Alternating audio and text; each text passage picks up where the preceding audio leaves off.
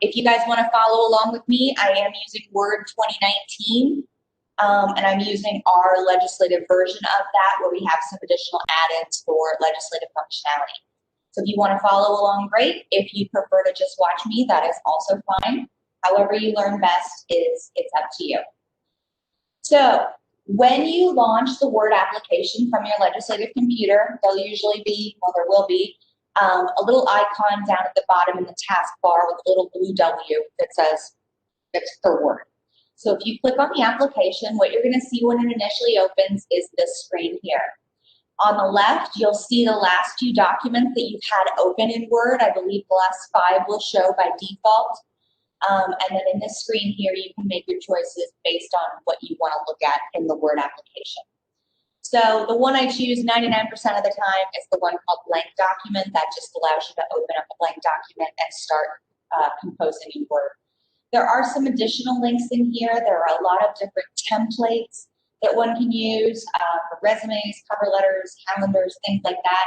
There is also this take a tour button, kind of walks you through a little virtual tour of the Word application, but hopefully I'll be doing that for you today and you won't need to watch that separately. So I'm just going to go ahead and click on the blank document to open up our Word application. Let me this section.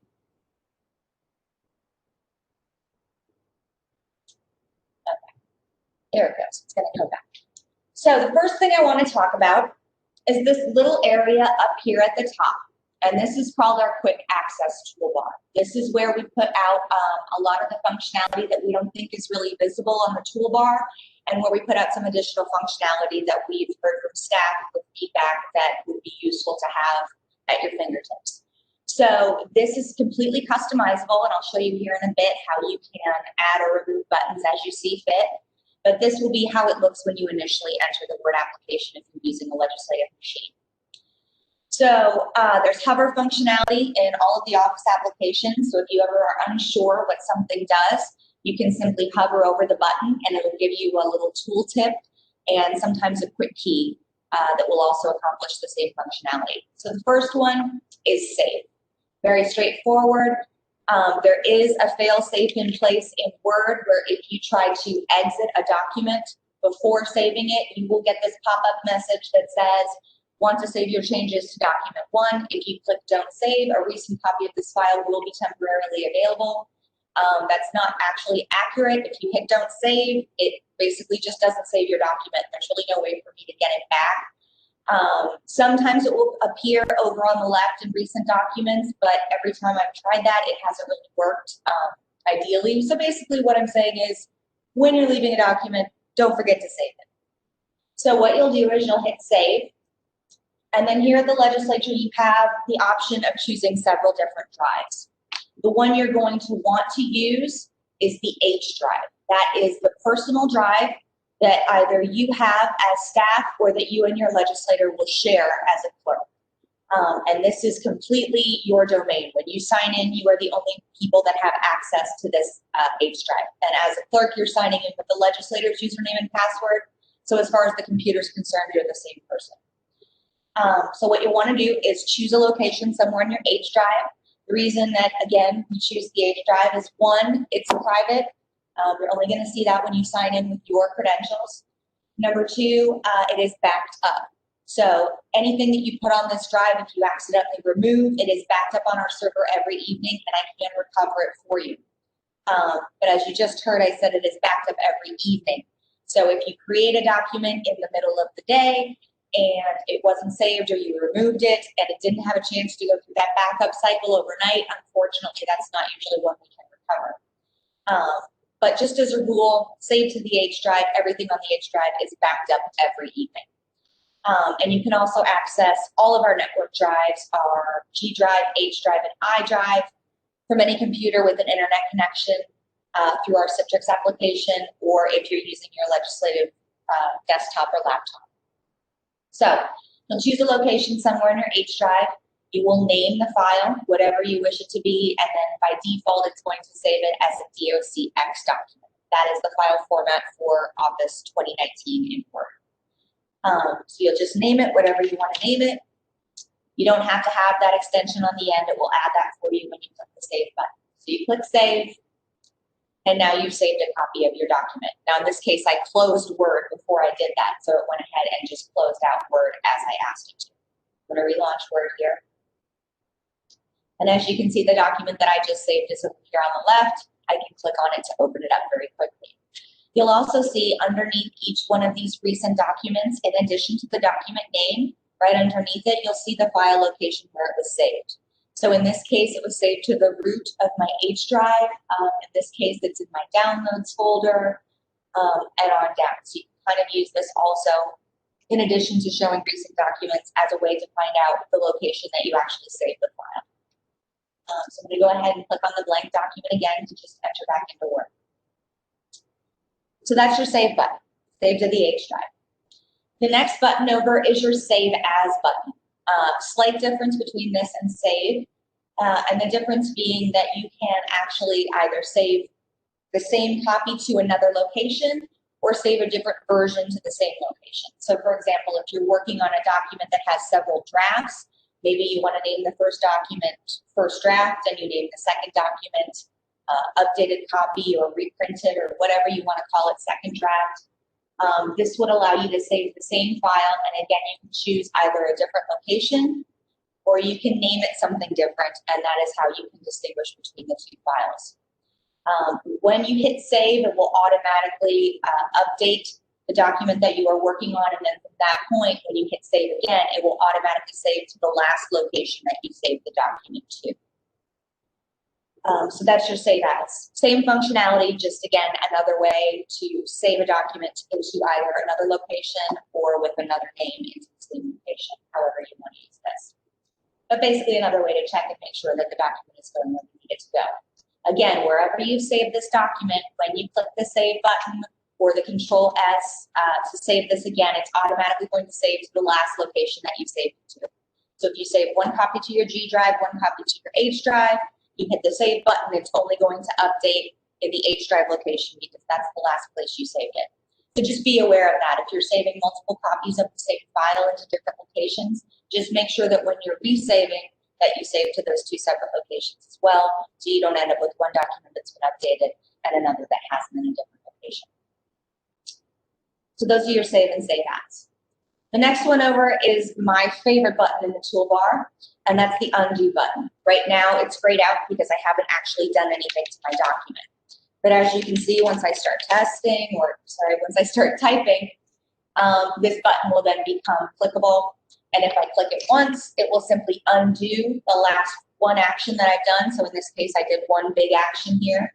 I'm just going to type a bunch of gibberish here so you can see what this will look like. There's also a little arrow next to this. So instead of clicking this instead of clicking it one by one to undo each action separately, this arrow allows you to undo multiple actions with one click. So as you can see here, I can kind of pull this down and undo multiple actions at one time. And I also like this because you can see exactly what it's going to be undoing before you actually click these buttons. So if I just wanted to undo the last thing that I typed, I can choose either to click this button or to use this arrow and just drag down to the first action here. So up to you how you want to use this. But it is a very handy tool, and I use that arrow mostly so I can kind of see what I'm undoing before I actually undo it. And as you can see, as I drag my cursor down, it undoes as many actions as I've selected here in this dropdown. The next one over is an email button. And this is intended to be just a little quick, easy way for you to send off this email to someone. So let's say you have this Word document completed and you want to quickly send it off to a coworker or whoever. You can click on this button, and instead of going to this Word document, saving it, opening up Outlook, attaching this file, when you click this button, it kind of does it all for you. So as you can see, when I click that button, it automatically pops up a new Outlook window. Okay. All right, that's fine, Kaylee. As you can see, what it does is it actually attaches the Word file to this email. It'll put the file name. In this case, I've still named it document 1, but if I had named it something different, it would put the file name in the subject line. And then all I would have to do is enter in my recipient name with the email address and hit send. So a real quick, easy way to just email this document to someone. And it functions just like a regular email. So if you want to type in a note into the body of the email and say, here's the document we talked about, or whatever you want to say, before you hit send, that will work just fine.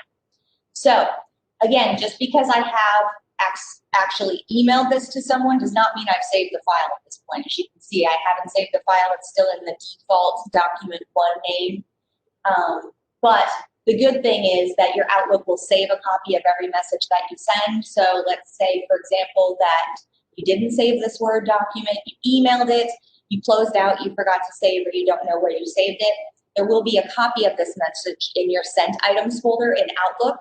So you can always pull that up and pull this file back out. So it doesn't save to your file per se, but there is a way to recover the file if you didn't save it using the sent items in your Outlook because you emailed this file to someone. I'm going to go ahead and close the Outlook window here by just clicking that X. So that's just your little quick key here, and that's email. Again, that will attach this file to a new email message and allow you to just enter in a name and quickly email this to someone. This next button up here goes a step further, and instead of just emailing the Word copy, what it will do is it will convert this document into a PDF format and will attach the PDF to an email. So it functions the same way. You click the button, it will open up a new Outlook message.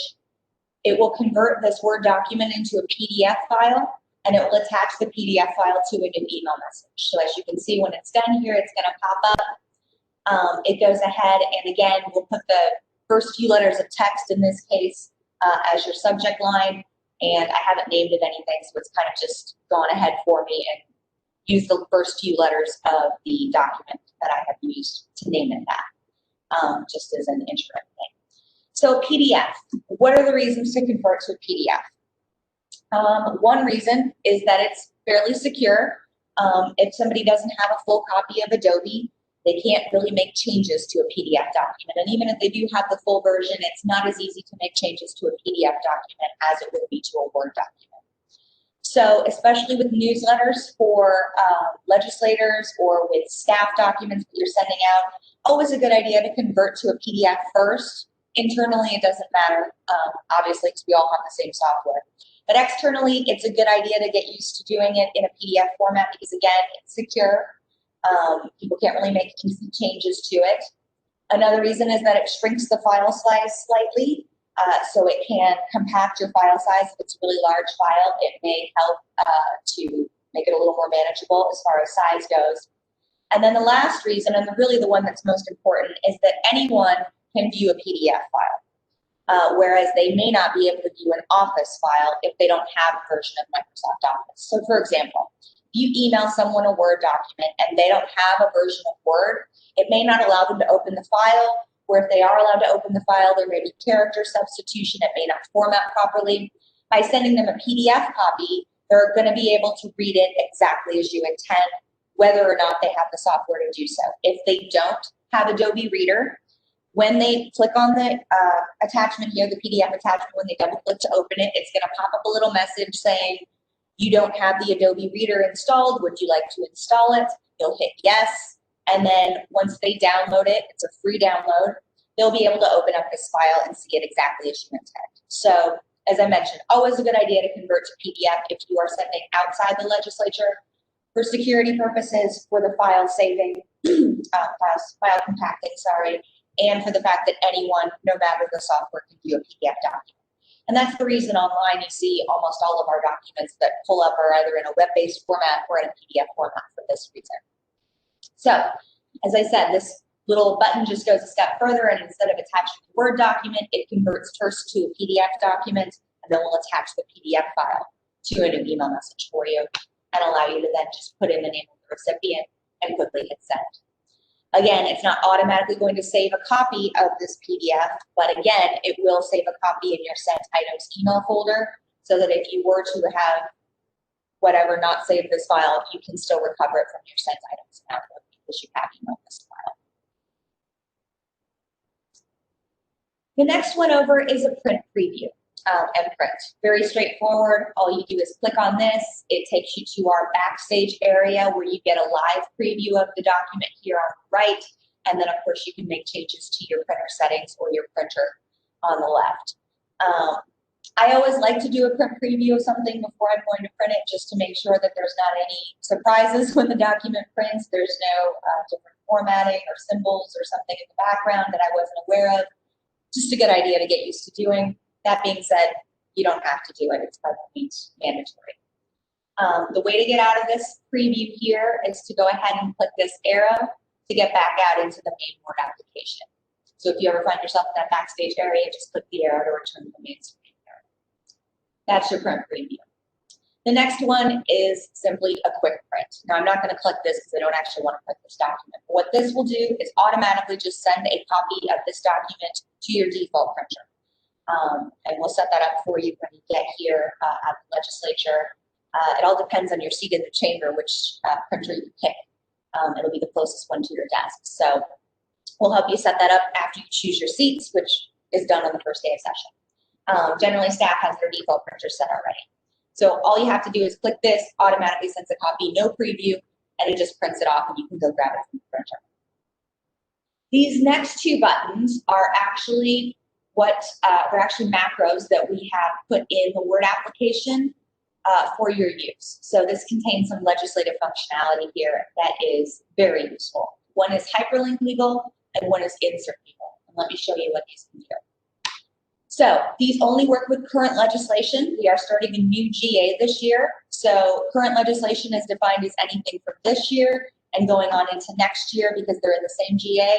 That's considered current legislation. So right now we're still in the 88th GA Session 2 until January 11th, which is the first day of the 89th session. So this right now will show you all of the bills from the last 2 years. On January 11th, this will roll over and then just show current bills going forward from January 11th. But what this allows you to do is to easily either link to a bill or amendment or a piece of legislation, or quickly insert the language for a piece of legislation into your Word document very quickly. So a couple different ways you can do this. You can either type out, for example, House File 123, that's what we call bills. If it's a Senate file, you'd say Senate File 123. There are also abbreviations for each of these. So you can type like HF 123, and that's the same as typing House File 123. It is good to kind of get this format nice, but it's pretty intuitive, meaning you don't have to capitalize that HF. You don't have to put a space in between the HF and the numbers of the bill. It's pretty good at finding this format within your document. But this isn't limited to just legislation. It can be a House file, as I said. It can be a Senate file. You can type it out. You can use the abbreviations. This also works for amendments, joint resolutions, study bills, anything that's, again, a current piece of legislation. And I'm not sure if this is going to be an accurate number for a study bill, but we'll try it. The other thing that it's going to do is it's not going to let you link an invalid bill number. So if you type in a bill number here, it's just going to tell you that that is not a valid bill number. It's not going to actually link because that bill number does not exist. So what you'll do is you'll type your document, and let's say a constituent has contacted you on this piece of legislation and they want to know more about it. Rather than going to our website and pulling out the link for this bill into our bill book application or writing a little summary of it yourself, you can directly link someone to this information on our website using this macro in the toolbar. So let's say I've typed out this document. I want to give someone all the information on these pieces of legislation. If I come up here and I click this hyperlink legal button, this will go through my entire document. And as you can see, it turns blue and it underlines them, indicating that these are now linked. You'll see if I hover over this, it tells me to hold down my control key and click to follow the link. Now that's because I'm the author of this document. When I send this document out, they'll click the link just regularly with a left click like you always do. But when you're the author of the document, it asks you to hold down the control key in order to click the link. So if I hold down my control key and click, it has essentially created a link for me to House File 123 in our bill book application on our website. So now this person can quickly see the full text of the bill and all the bill information over here along the left on our website. So it's a very handy tool. I definitely recommend you use it. And again, if you hover over each one of these, it gives you not only the URL that it's inserted, but it also gives you that quick tooltip to hold down your control key and click before testing these links here. So if I hold down my control key and click set file 345, same thing happens. This should be pretty quick, and it'll pull up Senate file 345 in our Bookmark application on our website. So you really easily created those links with not a lot of work on your part. So again, that will work for any piece of legislation. So resolutions, study bills, House and Senate files, joint resolutions, concurrent resolutions, all of those pieces of legislation in the current GA, you can use this tool for. So very handy. The next one is insert label. I'm sorry, the little thing that's dropped down here is preventing me from hitting the button, so I'm just going to wait until this goes back up so I can touch it. But the next button next to hyperlink label is insert label, and this will actually insert the full text of a piece of legislation into your document as opposed to linking to it as we've done with the hyperlink label.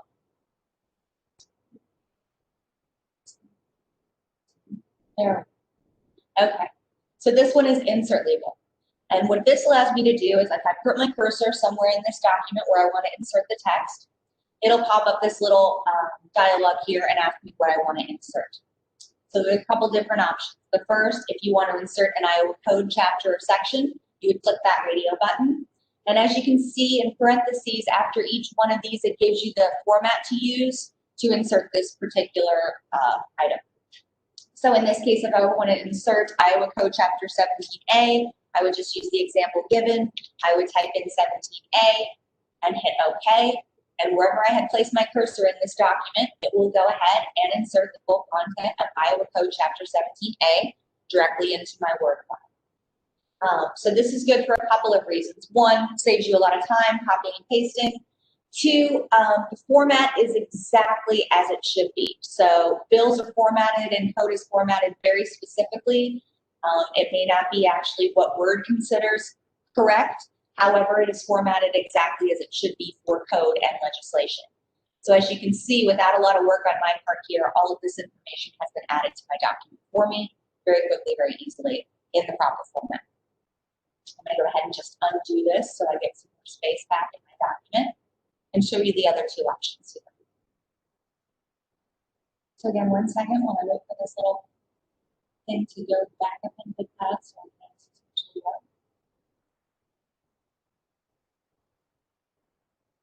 Yeah.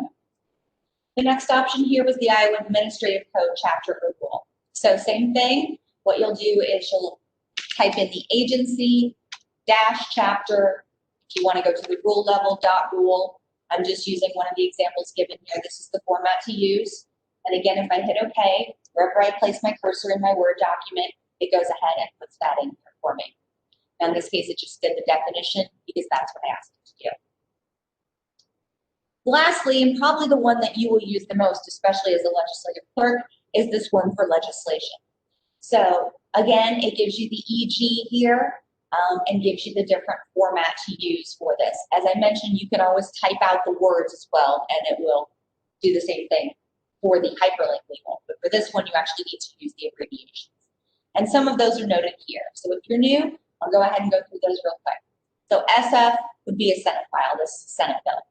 HR would be a House resolution. SSB would be a Senate study bill. If it was an HSB, it would be a House study bill. These are like the first draft, essentially, of the bill before it's actually given a bill number. HJR would be a House joint resolution. An H followed by a number or an H dash a number will be a House amendment. If it had an S, it would be a Senate amendment. This is a conference committee report for the Senate and a conference committee report for the House. And these will all become second nature to you before you know it. And generally, you'll know, obviously, what bill you want to put in. But if you just put in a bill number, let's pretend we're doing House File 123 again. You don't have to get real specific on the uppercase, lowercase. You don't have to worry about the space. It's pretty intuitive here. But I'm just going to go ahead and type in HF123. And you'll see that it gives you this additional box here. And this additional box allows you to choose the different versions of a bill. Now, in this case, I've chosen a bill that only has an introduced version. But if I had a bill that had made it to enrolled or reprinted status, I could use these other two radio buttons to insert whatever version I'm looking for. So when a bill first comes out, it is introduced on the chamber floor and is generally assigned to a committee. That's the first version or the introduced version of the bill. Whatever chamber it gets assigned to, they will debate that bill, they will vote on it, and then they'll pass it on to the next chamber. At that point, it becomes the reprinted version of the bill. So this would be the second draft of the bill after the changes have been made from the initial chamber that debated the bill. Once it passes that chamber, and generally it'll go back and forth a couple times while they vote and introduce amendments, it'll reach what's called enrolled status. And that is actually what the governor signs to put this into law.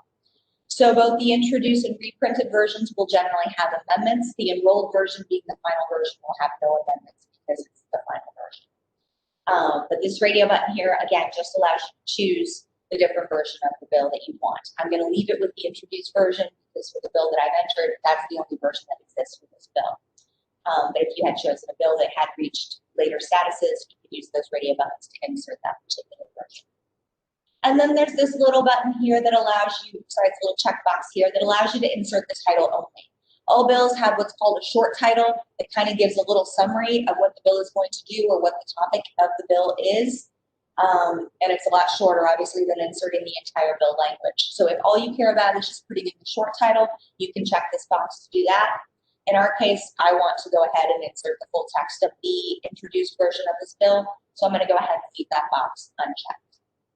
And again, this depends on wherever I place my cursor, this is where this is going to insert. So again, the real great thing about this is, again, it's avoiding work on your part. It makes it a lot easier. The other thing is, as I mentioned, bills are formatted very specifically. So this puts it into the proper format and allows you to see exactly what the bill will look like in a word-based format. So as you can see, as I scroll down here, in this case, the introduced version had some strikes and underscores for adding and removing text. And I can scroll through this and see everything. It'll also put it in the proper font or the standard font that's used for bills. So this may be very handy as well. If you want to just insert the full information, use the insert legal option. If you want to link someone to the information in a bill book application, use the hyperlink legal option. And again, you'll only see these two macros when you're signed into your legislative machine, because these are macros that we've created for our use here in the legislature. Lastly, on the quick access toolbar, there is this little button here that allows you to customize. So if I click on this little arrow here, it gives me some additional options for buttons I can add or remove to this as I see fit. Now, when you're a clerk, you and your legislator are sharing an account. However, you both have a separate machine that you're working on. So this is a per machine setting. So if you want to have your toolbar one way and your legislator wants to have it another, that's totally fine. Any changes that you make will only apply to your specific machine that you're working on and not your legislator's. So you can customize this however you want. For staff, obviously that's not an issue. You're the only person using your account. Whatever changes you make will remain in place until you change them again. So as I mentioned, these are all the defaults that we put up here. If you want to remove or add any additional buttons, you can do so very simply by either checking next to it. You'll see I use the new option. So it goes ahead and adds the new blank document. Quick tool, right to my quick access toolbar here. You can do the same thing to remove something. Click it again, and you can see that it removes that option from my toolbar. If you don't see what you want to add here, maybe you have a different action that you'd like to make a quick little button for. All of these are the most frequently used ones. That's not to say that you can't add additional. So if I scroll down here to the second to last option, it says more commands. And this allows me to access all of the commands within the Word application. Now by default, it's going to just choose the more popular commands. But if I wanted to change this, I could change it to all commands and access every single command within the Word application. I'm just going to go ahead and stick with popular commands because I'm not going to use any of the lesser known ones. So basically, this allows you to create a button for any action within the Word application. So let's pretend that I want to add an easy way to draw a table. Yeah, that's already available in the ribbon, but maybe I want to make it a little more visible and I want to make it a little more accessible regardless of what ribbon I want to work. I can choose whatever I want over here on the left. If I want to choose to, actually you have to do it when I apologize. So what you'll do is you'll choose the tool that you want to add by selecting it over here along the left, and then you'll use this right-facing arrow that says Add, to add it over here to your quick access toolbar. Now, as you can see, this goes right to left, but here it goes top to bottom. So this is actually the leftmost button, and this would be the rightmost button. That's how these line up. You can remove it the same way. If I want to remove this at a later point, I would click it over here in my quick access toolbar, use the remove to remove it from my quick access toolbar that way. You can also change the order of these buttons if you wish. So for example, let's say I want to move this draw table up and I want it to appear between my save as and my undo commands. If I select it over here, I can use this arrow to move it up my list. And again, moving up means actually moving left along the top. So if I wanted it again between the save as and the undo, I can use these arrows to make that happen. When I hit OK, you'll see that it went ahead and put that draw table right there in between those two commands like I asked. So you can customize this however you wish. It is completely up to you. Make it so it's most useful. You can remove any of the buttons that we've added for you. The same method, you can either uncheck them from the drop down with all the more popular commands, or you can remove them here again by selecting right, using the remove button to remove them from your toolbar. And then when you hit OK, those changes will be saved and the toolbar will be updated accordingly for you. So feel free to change this however you wish, make it most useful and customizable for you. The last option here is showing the location for this quick access toolbar. By default, it is going to appear in the upper left-hand corner above the ribbon. Now, some people have a little trouble seeing this up here, or they want to move it below the ribbon, and that's the last option here in the drop-down if you click that customized arrow. This says show below the ribbon. And as you can see, they become color now. They're a little more visible. There's a little less space for your mouse to travel. Again, this is a completely, what's the word I'm looking for? Preferential setting. So however you want it to appear. If you want it to appear above the ribbon, cool. If you want it to appear below the ribbon, that's fine too. You can change it at any point. While I agree that it is much easier to see down here with the little bit of color and less space to travel, I'm just so used to looking for it above the ribbon that I kind of lose track of it if it's not above the ribbon. So I keep it in the default location. That being said, you can use this to move it either above or below the ribbon as you see fit.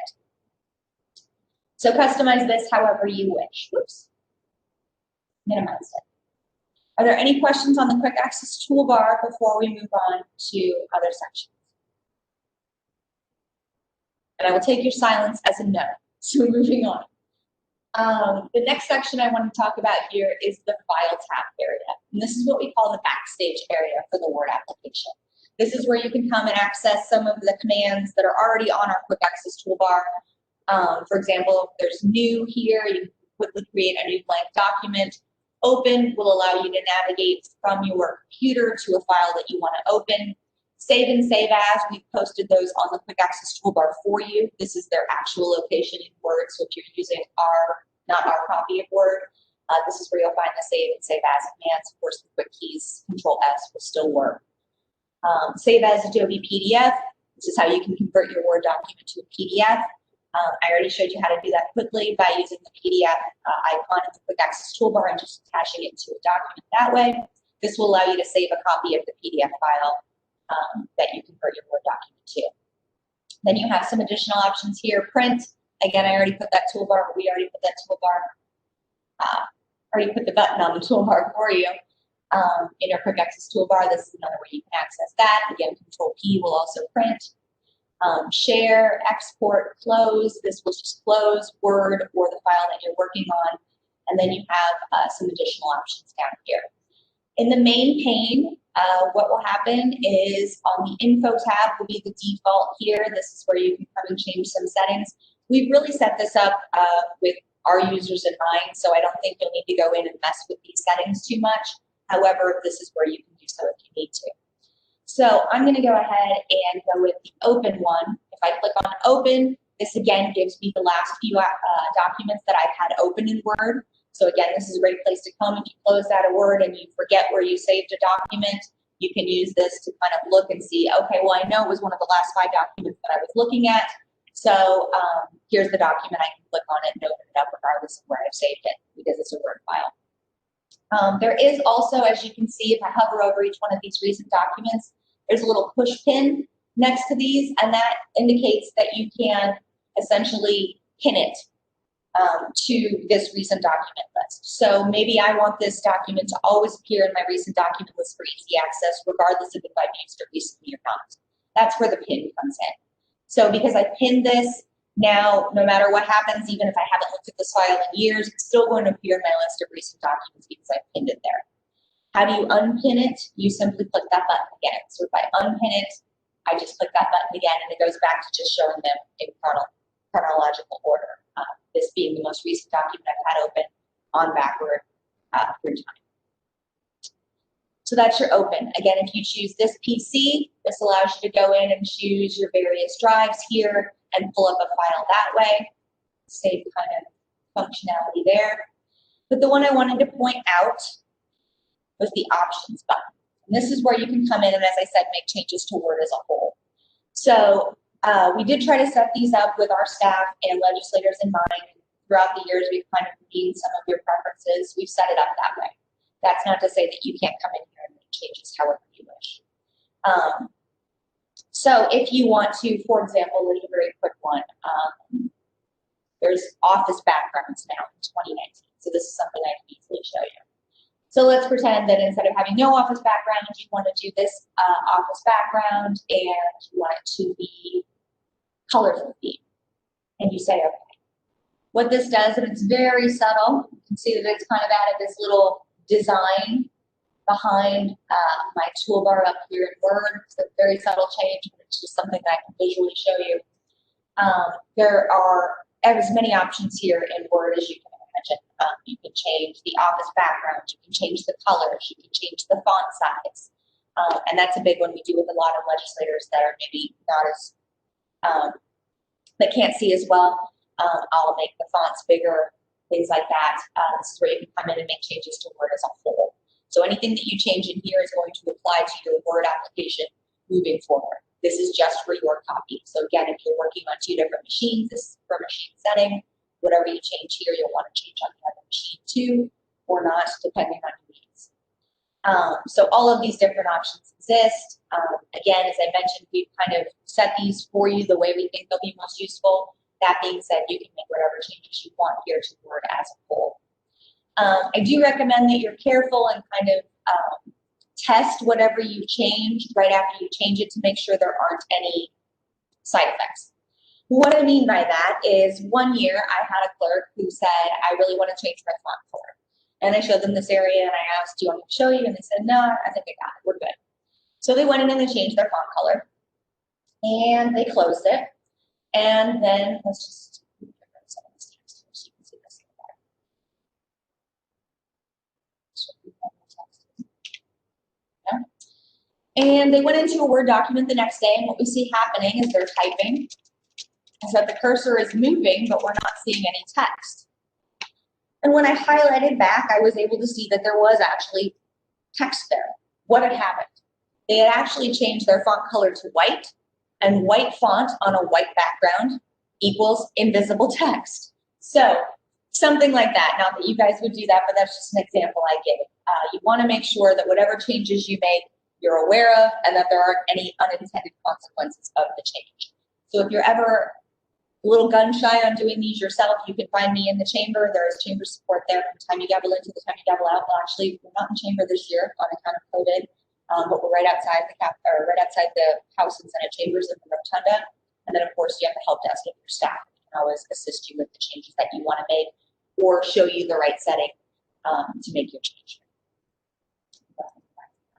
So that's your options. I don't anticipate you spending a lot of time here, but I pointed out because when you do a print or a print preview or you're opening a file, it kind of takes you to this area regardless. So the way to get out of this area is, again, to use the arrow. If I were to hit the close button up here, it would actually close down all of Word and not just this File tab section. So to get back to the main Word document, you just hit that arrow and it takes you back to your home ribbon, which is the default for this application.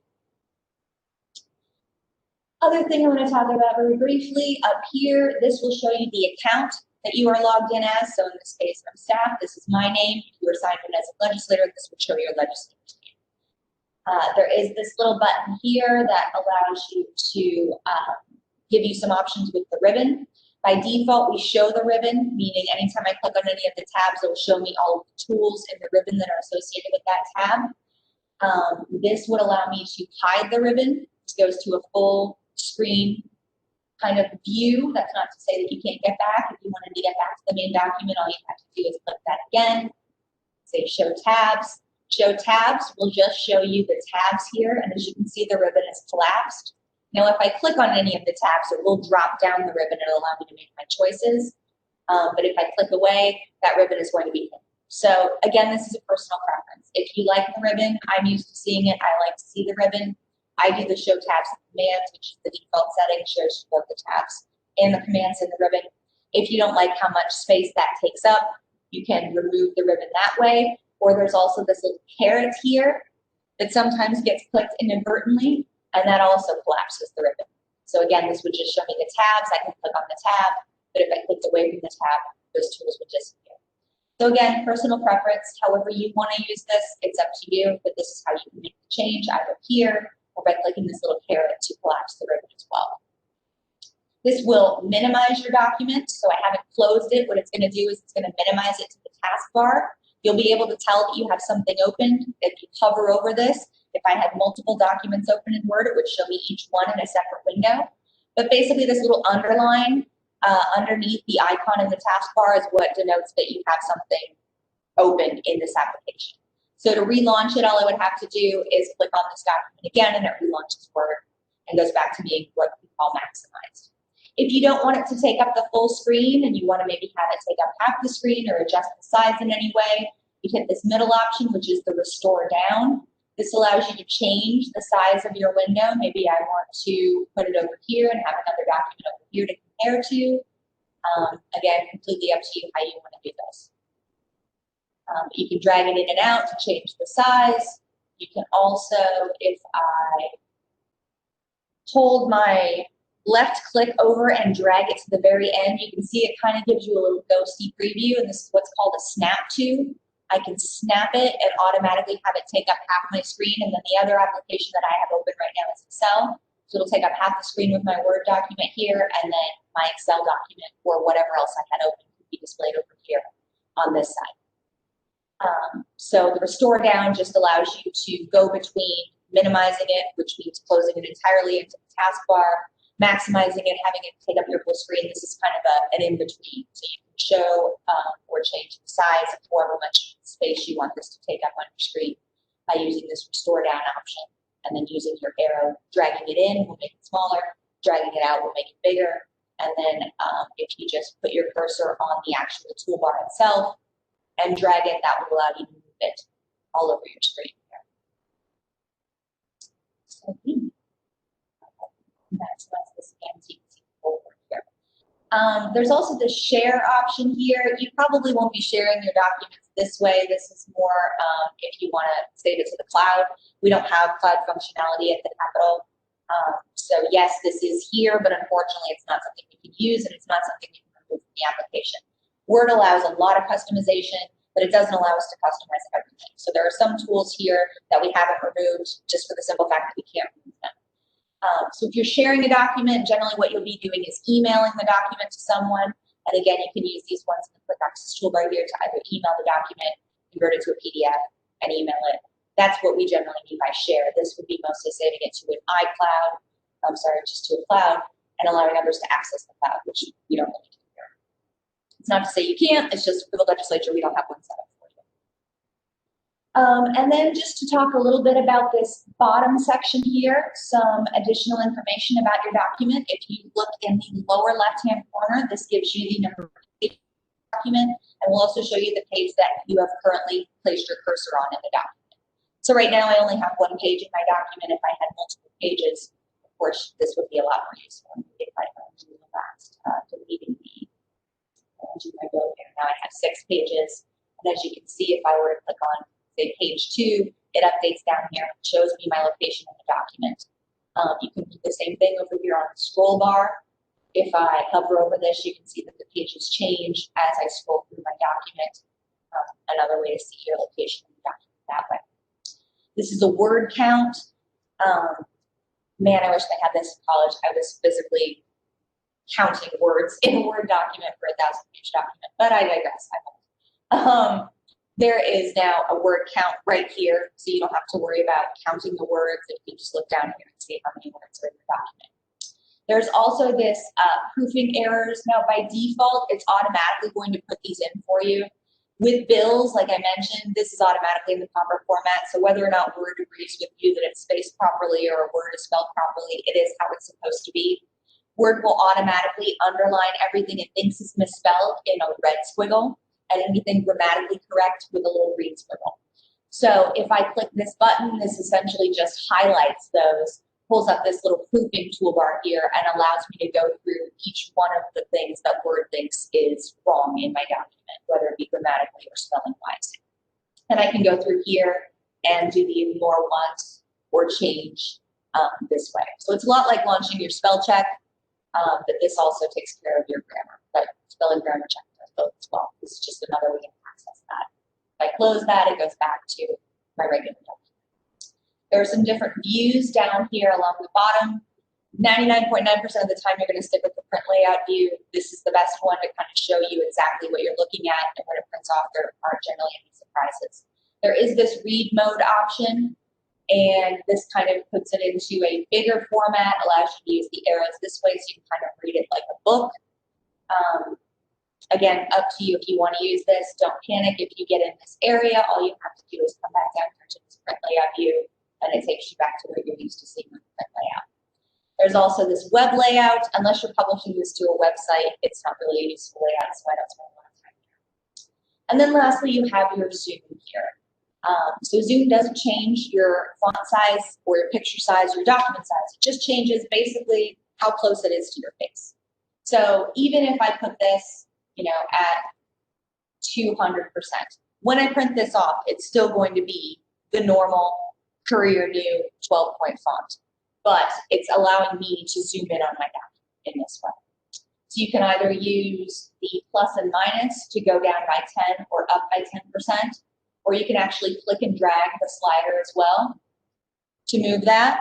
You can also do your mouse button. If you roll your mouse button in a downward fashion, it will shrink your document in the zoom. And if you go upwise with your with your mouse wheel, it will zoom in on the document. So several different ways of doing the same thing. But again, this isn't changing your document, it's just changing your zoom settings on how close essentially it is to your face. Use this however you wish.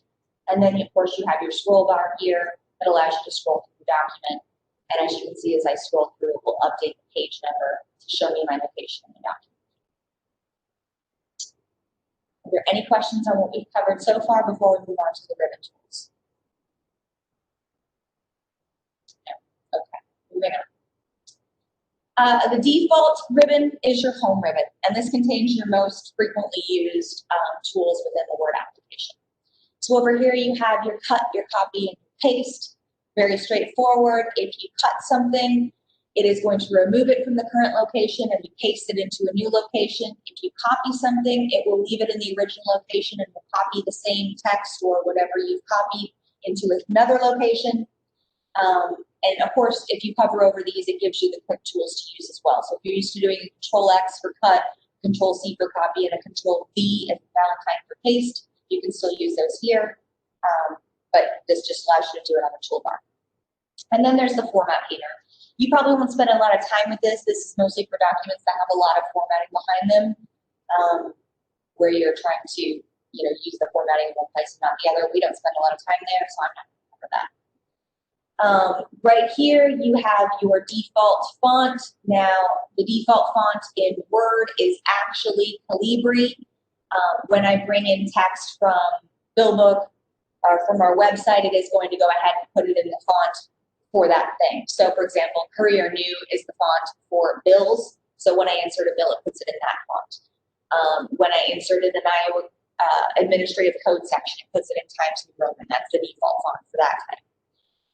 But generally, In Word, by default, the font is Calibri and the default size is 11.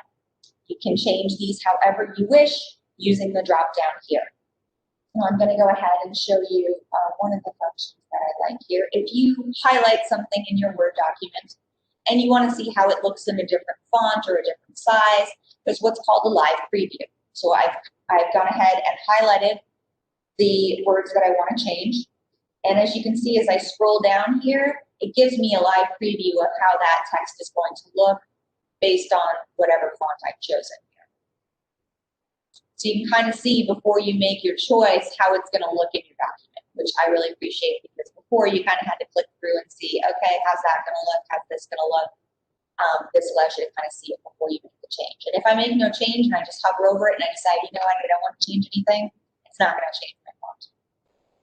We do have many fonts here at the legislature. I recommend you stick with the more traditional fonts, those being Times New Roman, Courier, Calibri, Arial. Those are your standard fonts, and those are generally accepted fonts by almost all applications. You can use some of these fun fonts. It's not to say that you can't, especially within the legislature. We all have the same version of Word, so if you put in Broadway font and send it to someone here, they're going to be able to see it as you intend. However, if you were to put in a really fun font and you send it outside the capital and they don't have your same version of Word or they don't have that font loaded, what's going to happen is they're going to get some character substitution, and that's just never a good idea. So if you use a fun font and you want to send it outside the legislature, you can still do that. What I would recommend you do before you send it out is to convert it to a PDF. And as I mentioned, if you convert it to a PDF, when they open the PDF, they're going to see it exactly as you intend, and they're not going to have that particular font loaded on their machine. So just something to be aware of. Choose whatever font you like. It is up to you, and it's depending on the document, of course. Up here, with this drop-down, this allows you to change font size. For readability, I never really recommend you go below 9. As you can see, that's pretty small, and I never recommend you go above 14 to 16. Just for readability's sake. Now that being said, if you want your title to appear bigger or you want a certain piece of, your document to stick out, that's totally fine. I'm just saying, in generalities, don't go below a 9, don't go above a 16. Just, it makes the document harder to read in my opinion. As you can see, these kind of skip. So we are going by 1s up here, 8, 9, 10, 11, 12. Then we start going by 2s, 14, 16, 18, 20, 22, 24, 26, 28. And then we start jumping to 36, 48, 72. These are ones that you can choose from the drop-down. That's not to say that you're limited to these options. So for example, you can type in this field. So maybe I don't see the one I want. I want to make this font size 50. I can type 50 into that field, hit enter, and it will put it in 50-point font. So that's an option as well. So don't feel like you're limited by these choices.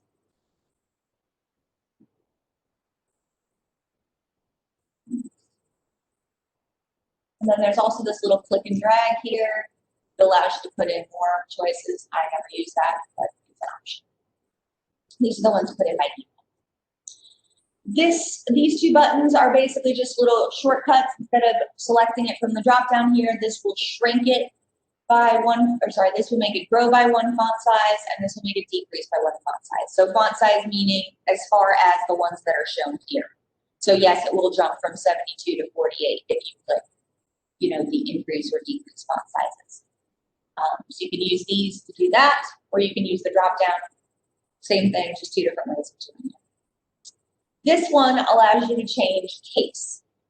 This I used to have a big problem with. I would inadvertently hit my caps lock key and keep typing and not realize that I have now typed my entire document in caps lock, and that's not what I wanted to do.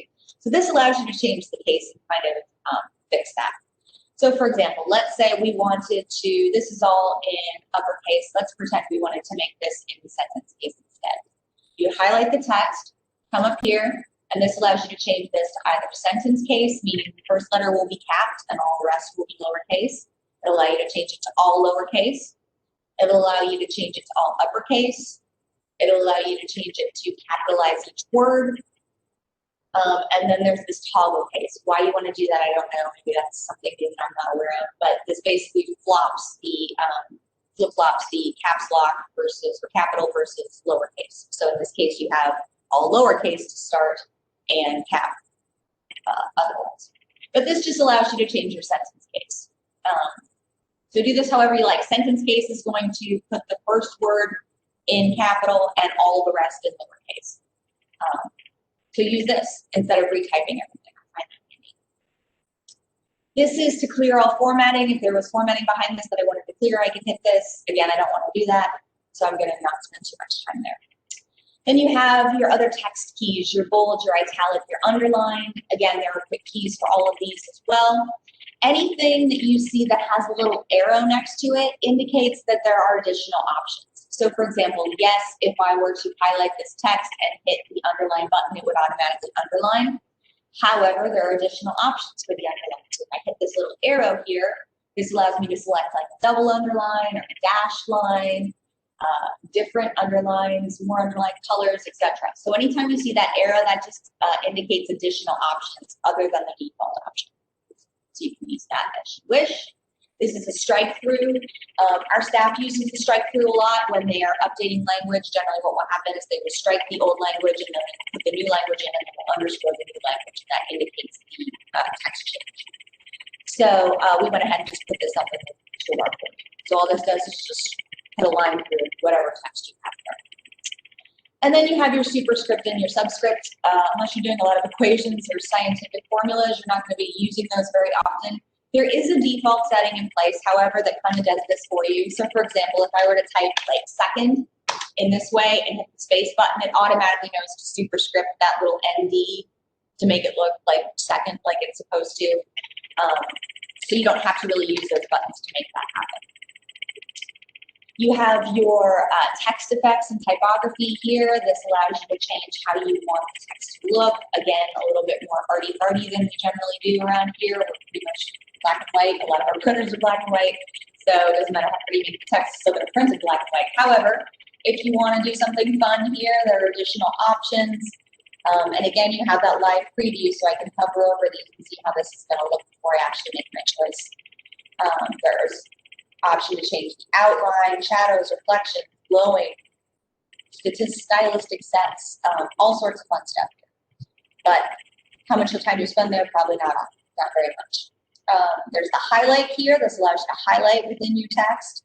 Again, you would just highlight or select whatever text that you want to change here, and then choose your highlight option. Default color is yellow. Again, there's a little arrow next to it, which means I can choose a different color if I wish. So use that however you want. And then this one actually changes your font color. So this allows you to choose a different font color. And in that case, I had nothing highlighted, so nothing changed. Let me highlight that. Actually see what this does. And as you can see, I can change my font color in this way. You can also choose more colors and actually pick your color off the color wheel if you don't see the color you want. And there's an option to do gradients, so all sorts of different options here. Again, how often you'll do that? Probably not very often. This next section is for spacing and paragraph. You have a bulleted list here, very straightforward. Let's pretend I wanted to bullet these House and Senate files here. I would just select the text I wanted, hit bullet, it puts it into a bulleted list for me. Again, there's an arrow next to it, which means I have additional options. The default is this black circle. If I wanted to change that to an open circle or a square or a check mark, I can do that as well using that arrow. And the same thing goes for numbered list. If I wanted to change this into a numbered list, I could easily hit this button and it makes it into a numbered list. And as I were to hit enter, it would go in and create the next number for me. If you want to number it in a different style, again, there's that arrow option. You can do ABC or Roman numerals, different numbering options there. And then you have this multi-level list. So if you're going to be doing like a 1A or 1B or subsections or multi-bulleted lists, you can do it this way. And you can mess with the settings in the bulleted and numbered list as well. This is just an easier way to get to a multi-level list. This is your increase and decrease indents. These work the exact same as clicking the tab button and the backspace button on your keyboard. Just a way to do that on the toolbar. This is a sort button. This used to only be available in Excel or very varied in Word. Now we've kind of moved it out to the front here. All the Office applications are much more integrated in these later versions, which I like. So you don't have to go into Excel to sort this. I can highlight all of these. I can say sort A to Z. It's going to ask me how I want to sort this, ascending or descending. I can make my choices, and then it will alphabetize, in this case, the way I chose to alphabetize this list this way. And then this is your show hide. What this does is essentially show you all of the formatting that's hidden behind your document. So all of these indicate hard carriage returns. These arrows indicate like tab in between things. The periods indicate a space in between things. So basically, again, it shows the formatting behind something. I use this frequently if somebody is having trouble with the document. Maybe they're trying to get to a certain section and it keeps spacing them down for whatever reason. A lot of times you'll find there's a section break or a page break behind there. And this is the only way that you can see those. So click on that little option. It's a toggle. So clicking on it once shows you the markings behind the scenes. Clicking on it again removes those from the text. So if you ever get a document that has this turned on, don't panic, just click it again to turn it right off. And then you have your alignments here. By default, everything is left aligned. If you wanted to change that to a center, an aligned right, or a justified, you can do that as well. And again, depending on what you've inserted into your document here, that setting may change. So for example, it went ahead and justified this Iowa Administrative Code section I put in, but the default setting is left aligned. This is where you can change your line spacing. By default, this should be 1, so everything should be single spaced. But as you can see, there are additional options here. If I want to double space, triple space my document, there's line spacing options here. If I want to change how many spaces are before or after something. And a lot of people just use the double space and the single space. But that being said, there are additional options in here. You see that arrow? That means you can see additional options. This is your shading. Works pretty much exactly like the highlight tool does, but it's kind of more transparent. So for example, if I wanted to shade this, again, I can choose whatever color. So it's pretty much exactly like the highlight tool, but they call it shading. Same kind of functionality. This allows you to put borders. So if you want to put borders around your pages, again, generally you don't do that very often, but if you wanted to, for whatever reason, this would allow you to put a border around your document. If I click this borders and shading, which is the last choice, it gives me additional border options here.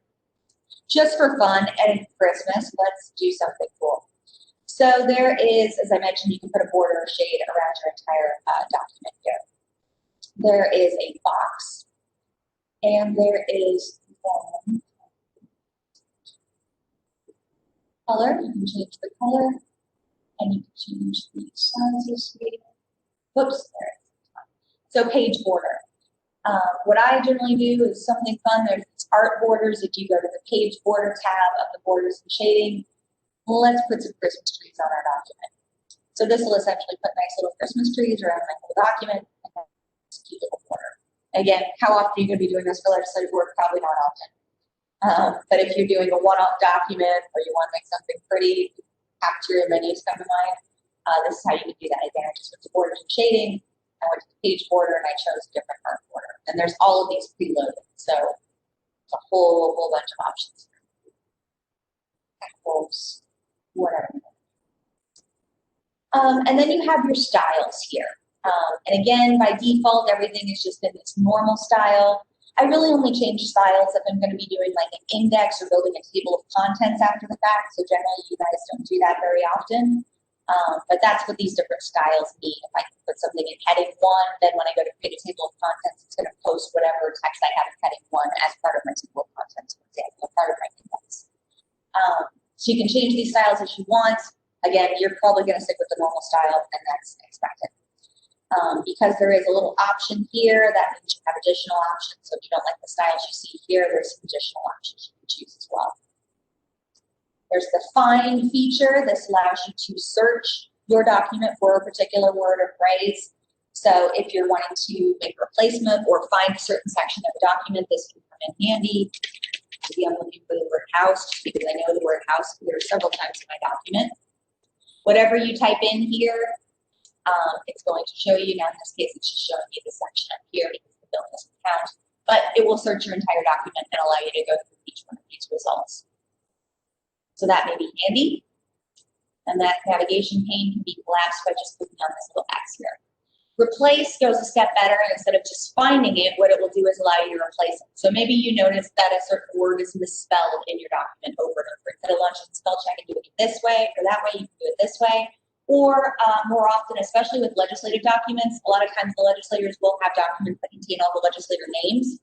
And as you know, people are elected every single GA. So sometimes those names change. So they have an old document, let's say, and Representative Hinson was just elected to the federal Congress, so she's no longer going to be in our Iowa House. So maybe I want to go through and I want to put in replacement. I can't remember off the top of my head who the replacement is, so let's just pretend it's Representative Black. So what this would do is find every instance of the word Hinson and would replace it with Black. So I could go through my document in that way without having to scan for a particular word to replace it with. Now, in this case, I don't have any matches, so it's going to tell me that it doesn't have any matches. And it will also say it'll search in the beginning. Wherever you have your cursor in your document is where it's going to start looking. So if it isn't at the very top of your document, it's going to pop up this message saying, we've reached the end of your document, can find any matches. Do you want to start searching from the beginning? If you hit yes, it's going to search the top portion of your document. Now, in this case, there's still no results found, so it doesn't make a difference. But this is how you can easily go in and just kind of blanket make a change to a particular word or phrase. And then select. By default, you already have your selection tool by just hovering over and selecting text. So I really don't have much use for this, but it gives you some additional options here if you want to select objects or select themes.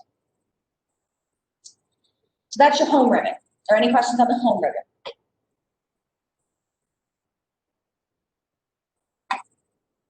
Okay, hang on. The next ribbon over is your insert ribbon.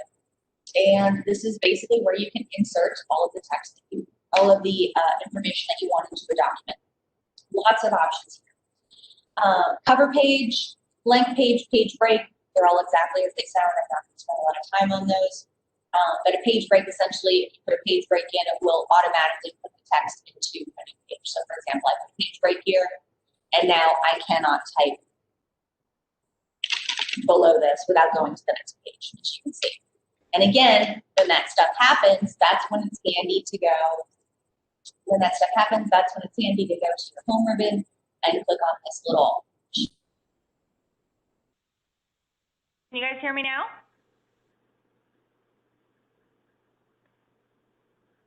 Excellent. Okay, I'm just going to call in and leave it there because that seems to be working better. So that's what we're going to do. Thank you for letting me know. Apologize for the technical difficulties. But as you can see, when I put in an Excel sheet here, when I click inside, I get all of that additional Excel functionality, but when I click outside, it looks exactly like a Word table. So that's my preference. Your preference may be different, but that's what I do. And again, I just use that table drop down here and shows Excel spreadsheet. Let me go ahead and get rid of this. And then you have your pictures, your online pictures, and your shapes. Now, pictures are for if you have picture files saved on your computer. So a lot of times, especially for legislators like caucus staff, will have pictures of events, pictures of your legislator, and LSA has a bunch of pictures as well. So all of the pictures that we provide for your use are found on the iDrive, and it's called Outbox. So if I were to go to my Outbox, there's a file in here called Graphics. And if I open that one up, as you can see, there are lots of different picture options. We have legislator photos going back to 1995. There will be new legislator photos coming up. We also have all of these pictures of the Capitol and district maps and pictures of buildings within the Capitol complex. All of these are available for your use. So just for an example, I'll go ahead and just pick on a picture of the Capitol here. Here's one I use often. I hit insert, it goes ahead and puts that picture into my document for me. Now again, to resize a picture, very straightforward. You want to hover over the corner icon, or sorry, the corner dot here, and you'll see that my icon change, or my cursor changes to a two-way arrow. Clicking and dragging it inward will make the picture smaller. Clicking it and dragging it outward will make the picture bigger. Now you always want to use the corner arrows because that maintains the height-width ratio. What I mean by that is if I were to do this, you can see how it distorts the image and makes it skinny. And likewise, if I were to do it this way, it distorts the image and makes it kind of short and fat. So to maintain that height-width ratio, you want to use the corner, and that way you're not distorting your image in any way. If you want to flip it, I don't know why people do this, but sure, you can flip it using this little arrow and clicking and dragging it around to make it appear on its side or on its top or however you want to have this. So different ways of reformatting a picture. Now again, that picture is for if you have it on your computer. So if you have a family picture that you saved to whatever drive and you want to insert that, that's what this is for. And again, we have that iDrive and the graphics folder that contains all of these various capital images. You're welcome to use anything. They're for public use. So if you want to add a picture of Capitol to your newsletter, you want to use your legislator's picture on their newsletter, this is where you can find those on the iDrive.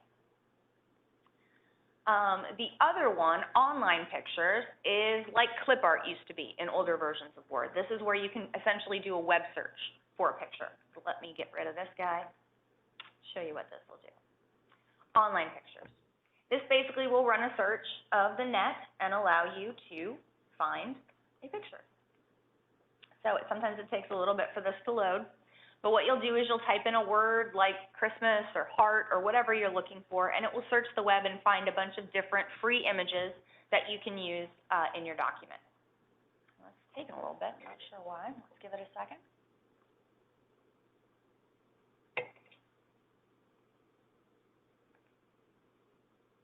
My curly didn't drop connection. There we go. Okay, so there's several, as you can see, categories here by default. I'm usually looking for something very specific, so you can type in a word.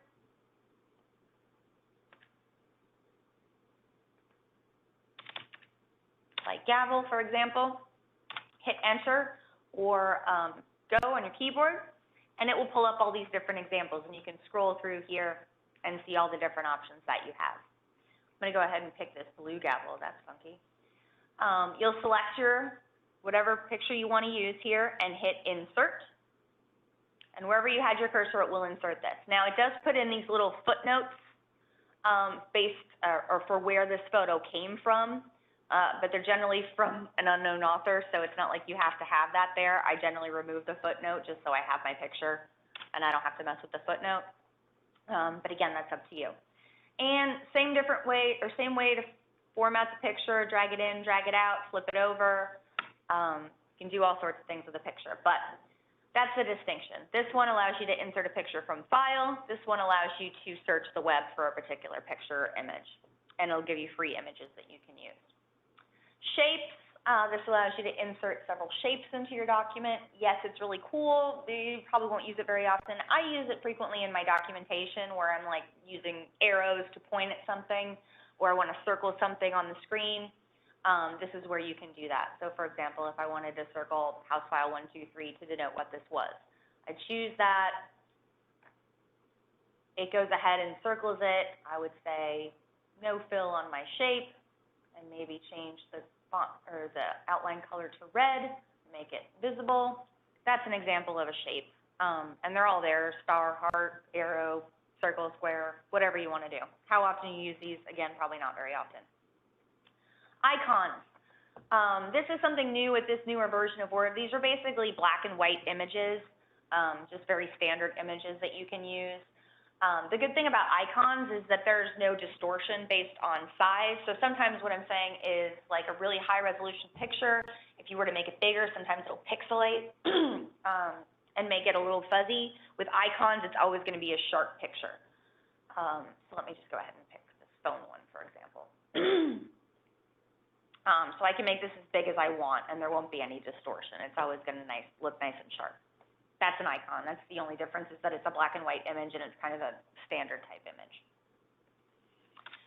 This other one is super fun to play with, but again, how often you use it for legislative work, I'm not sure. But this 3D models, this is something that's new from, or newer to our version. We used to do Office 2010, and we went to Office 2019, so this is kind of a big change for us. So this is a lot like the picture, wherein you go in and you type in what you want to do. Let's go ahead and just pick celebrations, and maybe, no, I don't want celebrations. Maybe I want What? Christmas. Let's be festive.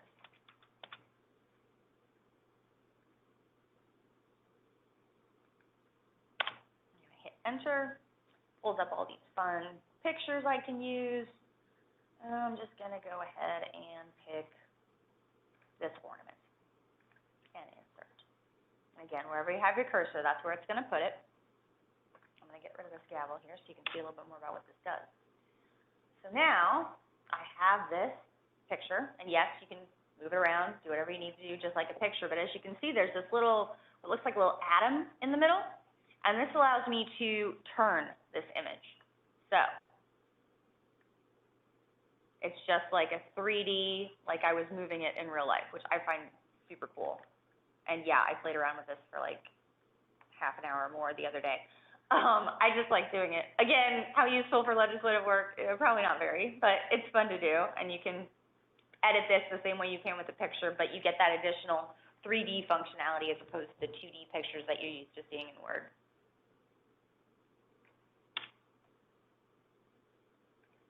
So that's your 3D models, and some of them are really cool. There's like biology ones, and you can see like a heart and, you know, change it, see different chambers and things like that. It's really cool. Anyway, smart art, you're probably never going to use this. This is mostly when you're doing like diagrams, and most of the time if there are diagrams, things like that, Fiscal does them for you for legislators, so you probably won't spend a lot of time there.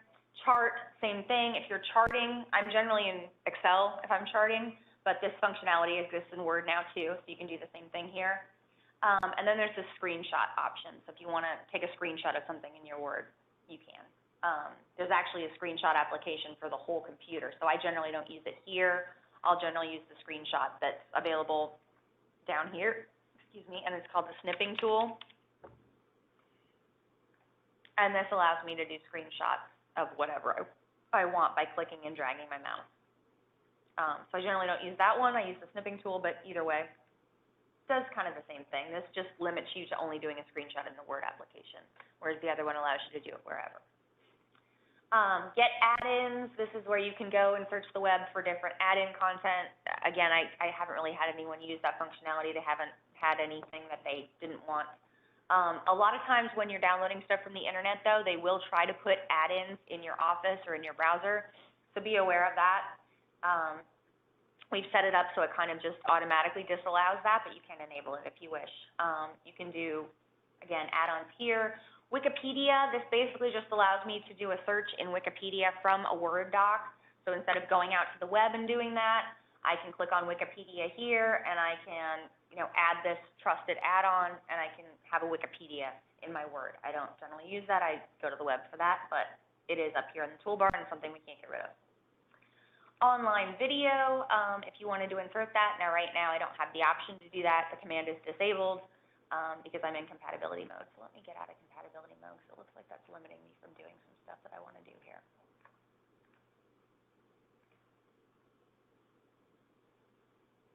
There we go. So now, as you can see, the online video is available. So if I wanted to insert a video instead of just a link into my Word document, this would allow me to do that. This link is available. So Word is pretty intuitive. We've set it up so that if you type in a URL, like our legislative website, for example, www.leg.iowa.gov, and I hit the space key, it automatically knows that that's a URL. So it puts it in blue, it underlines it, that indicates that it's linked to content. And again, if I hover over this, you can see that it'll show you the hyperlink, and it'll also ask you to click, hold down Control and click to follow the link. So if you want to test the link and make sure it works, you can do that. It takes me to our website. So there's really, the only reason you'd want to link something is if you're linking within your document, or if you want your link to say something different. So maybe I have a really long URL that contains a lot of characters, and it's not very pretty in my document. Maybe I want it to look like a click here link. You can create this yourself by typing in whatever you want the text of the URL to say, highlighting the text, coming up here and saying link. Now this will show text to display. It's going to show click here. Maybe I want to link them to my Twitter account or the Twitter website or whatever. You can type in the URL here, say OK. It changes. It says click here, but it's actually a link to Twitter. So that's where that link comes in. As I mentioned, if you're typing in a URL, or you're copying and pasting a URL, it's just gonna put the URL in. So there's not really need to do this unless you want to make the link say something different, like a click here, or a lot of times legislators especially will have like a follow me on Twitter, and they'll link it so somebody can click on that and get to their Twitter page, or follow me on Facebook, same kind of thing. So this is the way you can create those links. Bookmark. This is really only when you're working with a really long document and you want to have bookmarks in it throughout. I don't really use this very much. And the same goes for cross-reference if you're doing like footnotes, or you have like see page 5 on a page here of your document, you want to link to that. This allows you to do that. I don't spend a lot of time there. Comment. This will allow you to add a note about a certain section of a document.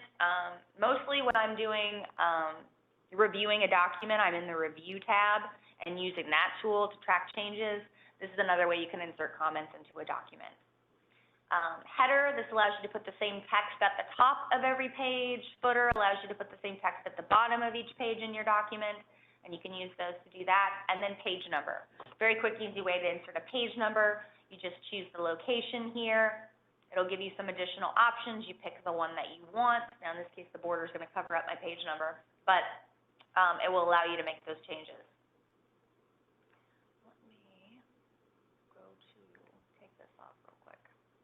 Border's kind of getting in my way, so I'm going to remove it real quick.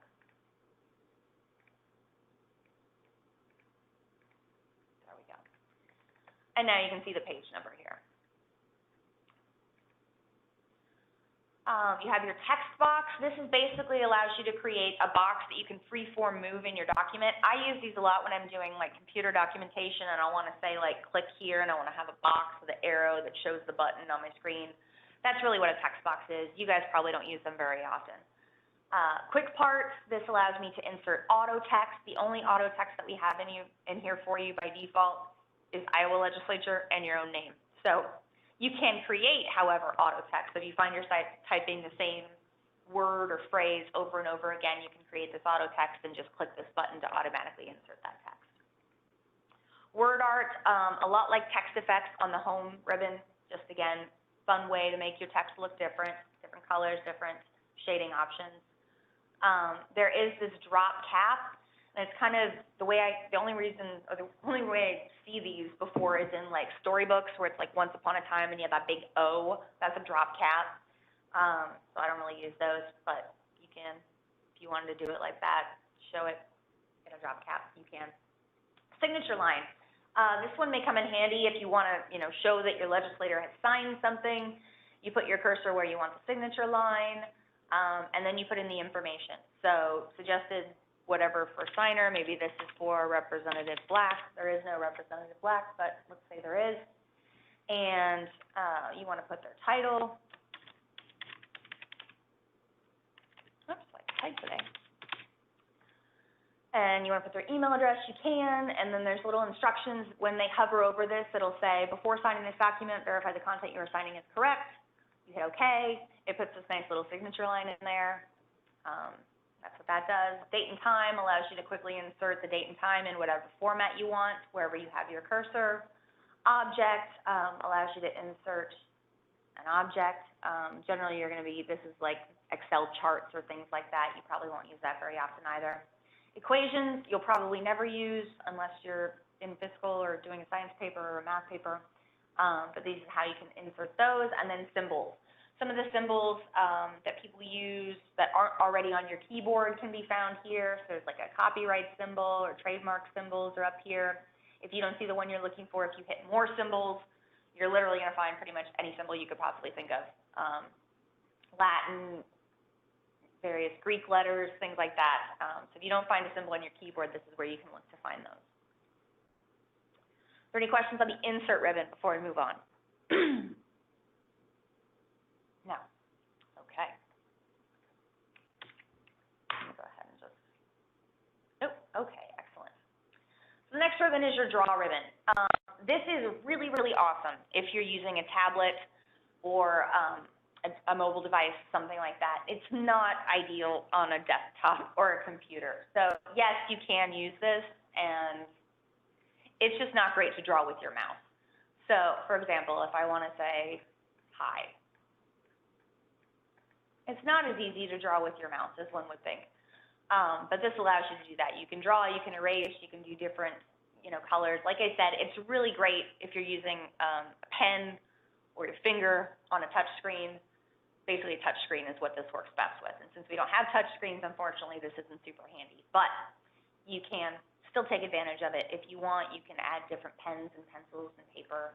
There's an eraser here, so if I want to remove my text, I have to choose it first, and then I can just erase whatever I have. So if you have a touch screen or an iPad and you want to use Word, it's a really handy tool. Design. This is mostly if you're doing like a large document, you want to have different themes, you want to have different colors for different content. You guys really don't do this very much. Generally, the default design of Word is what we use, but this gives you some additional options here for theme and changing font colors and how the document's going to look when you type. I don't spend a lot of time here. Colors, again, these are different color schemes that you can use for your documents. There's various fonts here for the theme, so you can pick a theme and associate the fonts and the colors with the theme. And the same with paragraph spacing effects. And then you can set it as default. So if you create this theme that you like and you want that to be your default for all Word applications, you can do that. There are a couple I point out right here. One is a watermark. And these are kind of handy. Basically, this is like ghosted text in the background of a document. So a lot of times legislators will put like a watermark in the background, like a do not copy or confidential, or sometimes they'll put their name. A lot of times legislators are all printing off the same bill, and it's basically whoever gets to the printer first gets the bill. And sometimes somebody who didn't print one off thinks they did, and they go up and they grab one. So what some legislators will do is actually put their name in the background, so they can say, okay, well, this is my copy of the bill, and you can see it here because it says Representative Black or whatever. So this allows you to insert watermarks. You can choose the ones that are given here, or there's this custom watermark, and this is the one I like to use. So there's two different options here. One is a picture watermark. A lot of times legislators will invest in like pretty paper that has like a picture of the Capitol in the background, which is fine, but the only thing is you then have to load that paper into the chamber printers. And in the House, there are 200 members. Probably this year they're not going to have the clerks all around, so bless, but still over 100, and 4 printers. So as you can imagine, that's a lot of people at each printer. So it's kind of a pain to go ahead and have to go and load a special paper to get it to print on a special paper, and sometimes if they don't do it right, then somebody else prints on the special paper. Anyway, it's a hassle. So what this allows you to do, and this is what I prefer to do, is to make your own special paper. So let's do a watermark with the Capitol building in the background. So I'm going to choose Picture Watermark. I'm going to select the picture. I'm going to say from File. I'm going to go back to that same Capitol picture that I used earlier, and I'm going to say Insert. And by default, it'll wash it out, meaning it's going to kind of ghost that text, and I can still write over it. It's not going to operate like real text will. I can still write over top of it. But I'll say OK, and now I've created this lovely little image here of the Capitol in the background that, again, I can type over or do whatever I want, but I get this nice little picture in the background without having to go load special paper to do so. So you can do it with a picture. You can also do it with whatever word you want. So, for example, if I do it by text, let's say that this is, again, pretending I am Representative Black. I want my name to appear in the back so everybody knows that this is my copy. I say OK, and now the bill that I printed off, or whatever, has this in the background. So these watermarks may come in handy. Page color, don't do it. If you need to get a particular paper color, we have special paper for that. So if you need to print it on blue, we have blue paper. If you need to print it on pink, we have pink paper. Doing this essentially just wastes a whole lot of ink. And again, the chambers and the printers in chamber are all black and white. So no matter that you pick fuchsia for your background color, it's still going to print off gray if you use a chamber printer. So yeah, just don't use this. Yes, it's pretty, and if you want to do it for an electronic version, then great. But I don't ever recommend you print something with page color because it uses so much ink. And then page borders. We already kind of talked about this in borders and shading on the on the home ribbon. This is another way to access that same functionality. Layout. A lot of these, again, were this section here, this paragraph section, we accessed on the home ribbon as well, but this is another place I can find it. And it's kind of one less click away, so I can go to this tab here. This is where you can set your margins, different orientation if you want it landscape or portrait, horizontal or vertical. You want to change the paper size, you want to put in columns, line breaks, line numbers, hyphenation, etc. This is where you can do all of that.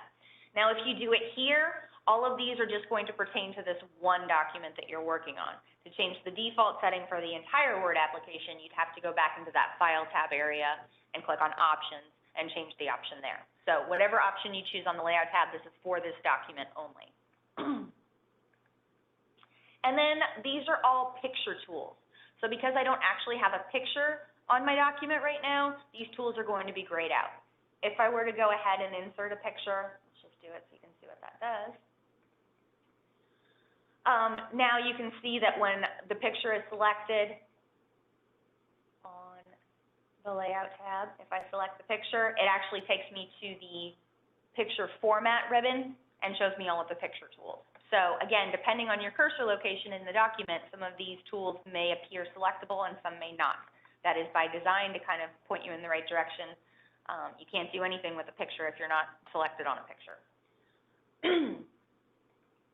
References. This is, again, if you are building a table of contents, if you're doing footnotes, you're putting in citations, you're building an index, or doing captions, all of those options are here. Now, you guys don't do a lot of that with our work here at the legislature, so I'm not going to spend a lot of time on that. It's also where you can create like a bibliography, things like that. Do you guys want me to cover anything with this? I don't think you'll ever use it, so I'm not going to spend a lot of time here. Mailings. This is the home of the mail merge. And for those of you that aren't familiar, what a mail merge essentially does is, and a lot of times legislators will do these, depending on your legislator. Some legislators do these like once a year, some legislators do them all the time, some legislators never do them. So it really does depend on who you work for, whether or not this is something you end up doing. But what a mail merge essentially does is, let's say I want to send the same email to 50 of my constituents, but I want each salutation line to have their name, and I want each top of their documents to have their address.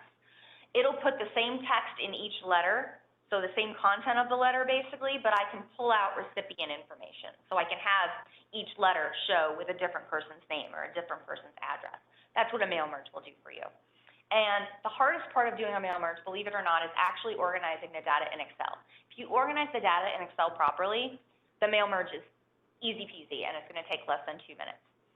This is something that, again, depends on who you work for. So if you're not familiar with this functionality, I'll go through it here briefly when we get into Excel and we talk about how Word and Excel interact.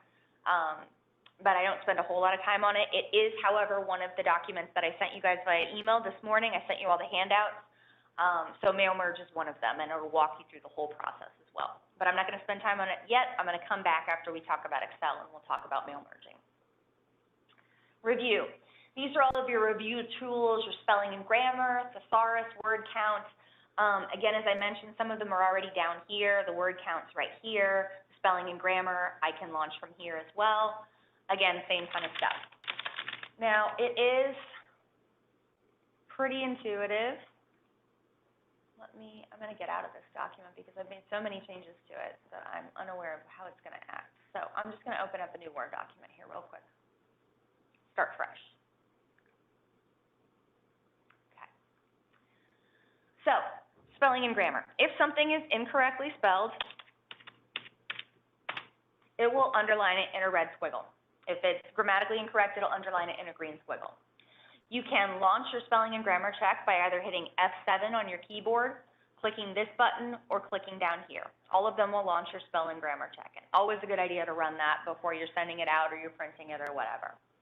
If I click the spelling and grammar check, it's going to open up this proofing window over here on the right. It'll give me some suggestions based on what I've typed that it thinks I might have meant. And clicking on any one of these will change the word into that particular word. Or you can right-click as well and launch the spell check that way. If I right-click, it's going to do the same thing, except it's not going to open that window up along the right. It'll give me some suggestions for what it thinks I meant to type. There's an option to ignore, so even though Word says maybe this is a name, of someone, so it's not in the dictionary, it'll still show as misspelled. You can ignore it and say, okay, yes, spell check, I know that you think that's misspelled, but it's good, I'm fine. So you hit ignore all, and that underlined squiggle goes away. So it doesn't change the content, it just changes the fact that it's recognizing that as misspelled text. Lastly, there is the option to add something to the dictionary. Now again, the dictionary is specific to the one machine that you're working on. So feel free, if you find yourself using a word that Word doesn't like and keeps saying is misspelled, you can absolutely add those to the dictionary. A couple of our acronyms come to mind. I don't think they're going to be marked as misspelled. So, for example, BMS, that's our bill management system. That's not going to be marked as misspelled. RMS, our rules management system, that's not going to be marked as misspelled. So generally, if it's all caps, it recognizes that it might be, you know, a specific application and not a word in the dictionary. One thing I caution you about with adding words to the dictionary, make sure you spell it correctly before you add it to the dictionary. If you spell something incorrectly and add it to the dictionary, it's never going to find that again, because you've essentially told it, yeah, I know you think it's misspelled, but I think it's fine. Don't look at that one ever again. So feel free to add it to the dictionary. Make sure that it's spelled correctly when you do so.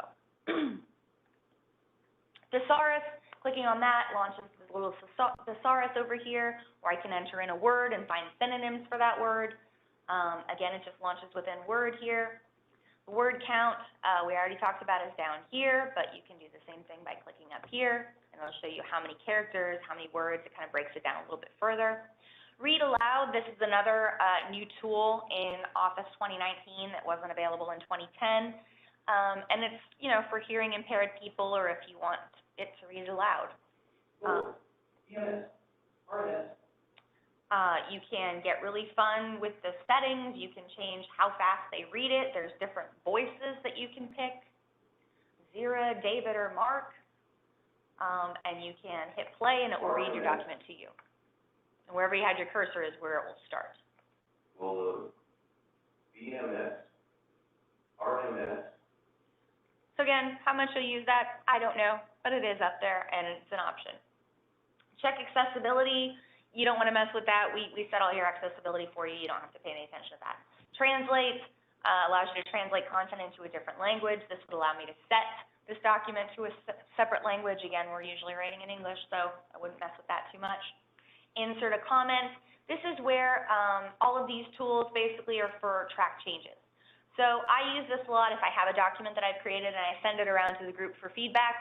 I'll say turn on track changes, and what this will do is it will track every change that I make to this document. So let's pretend that I know that this word is misspelled and I change this to boiler. When somebody launches this, it's going to show the changes that I made here.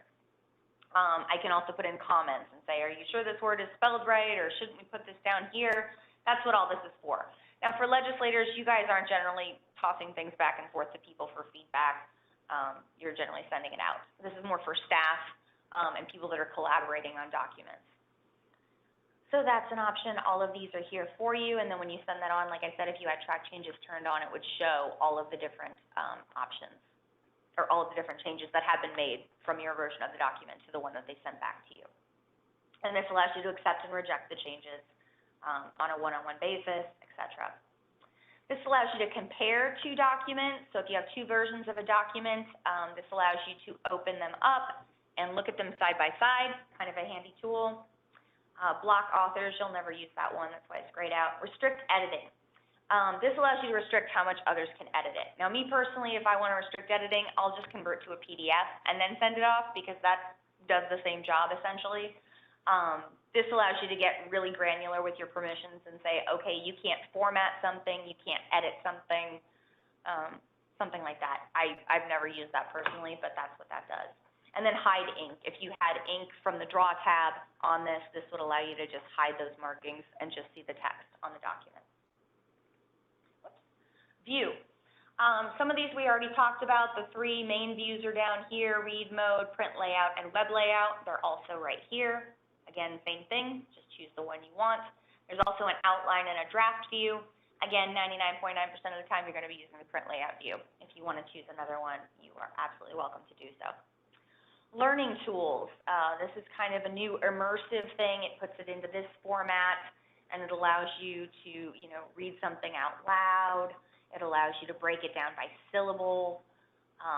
I don't really spend a lot of time here, but it's something that's new with Office 2019 if you want to play around with that. Vertical, this is my page movement now. If I wanted to scroll side to side, this would change that to side by side. I personally like the ruler. We put that up there by default. If you don't, you can simply uncheck that box to remove the ruler.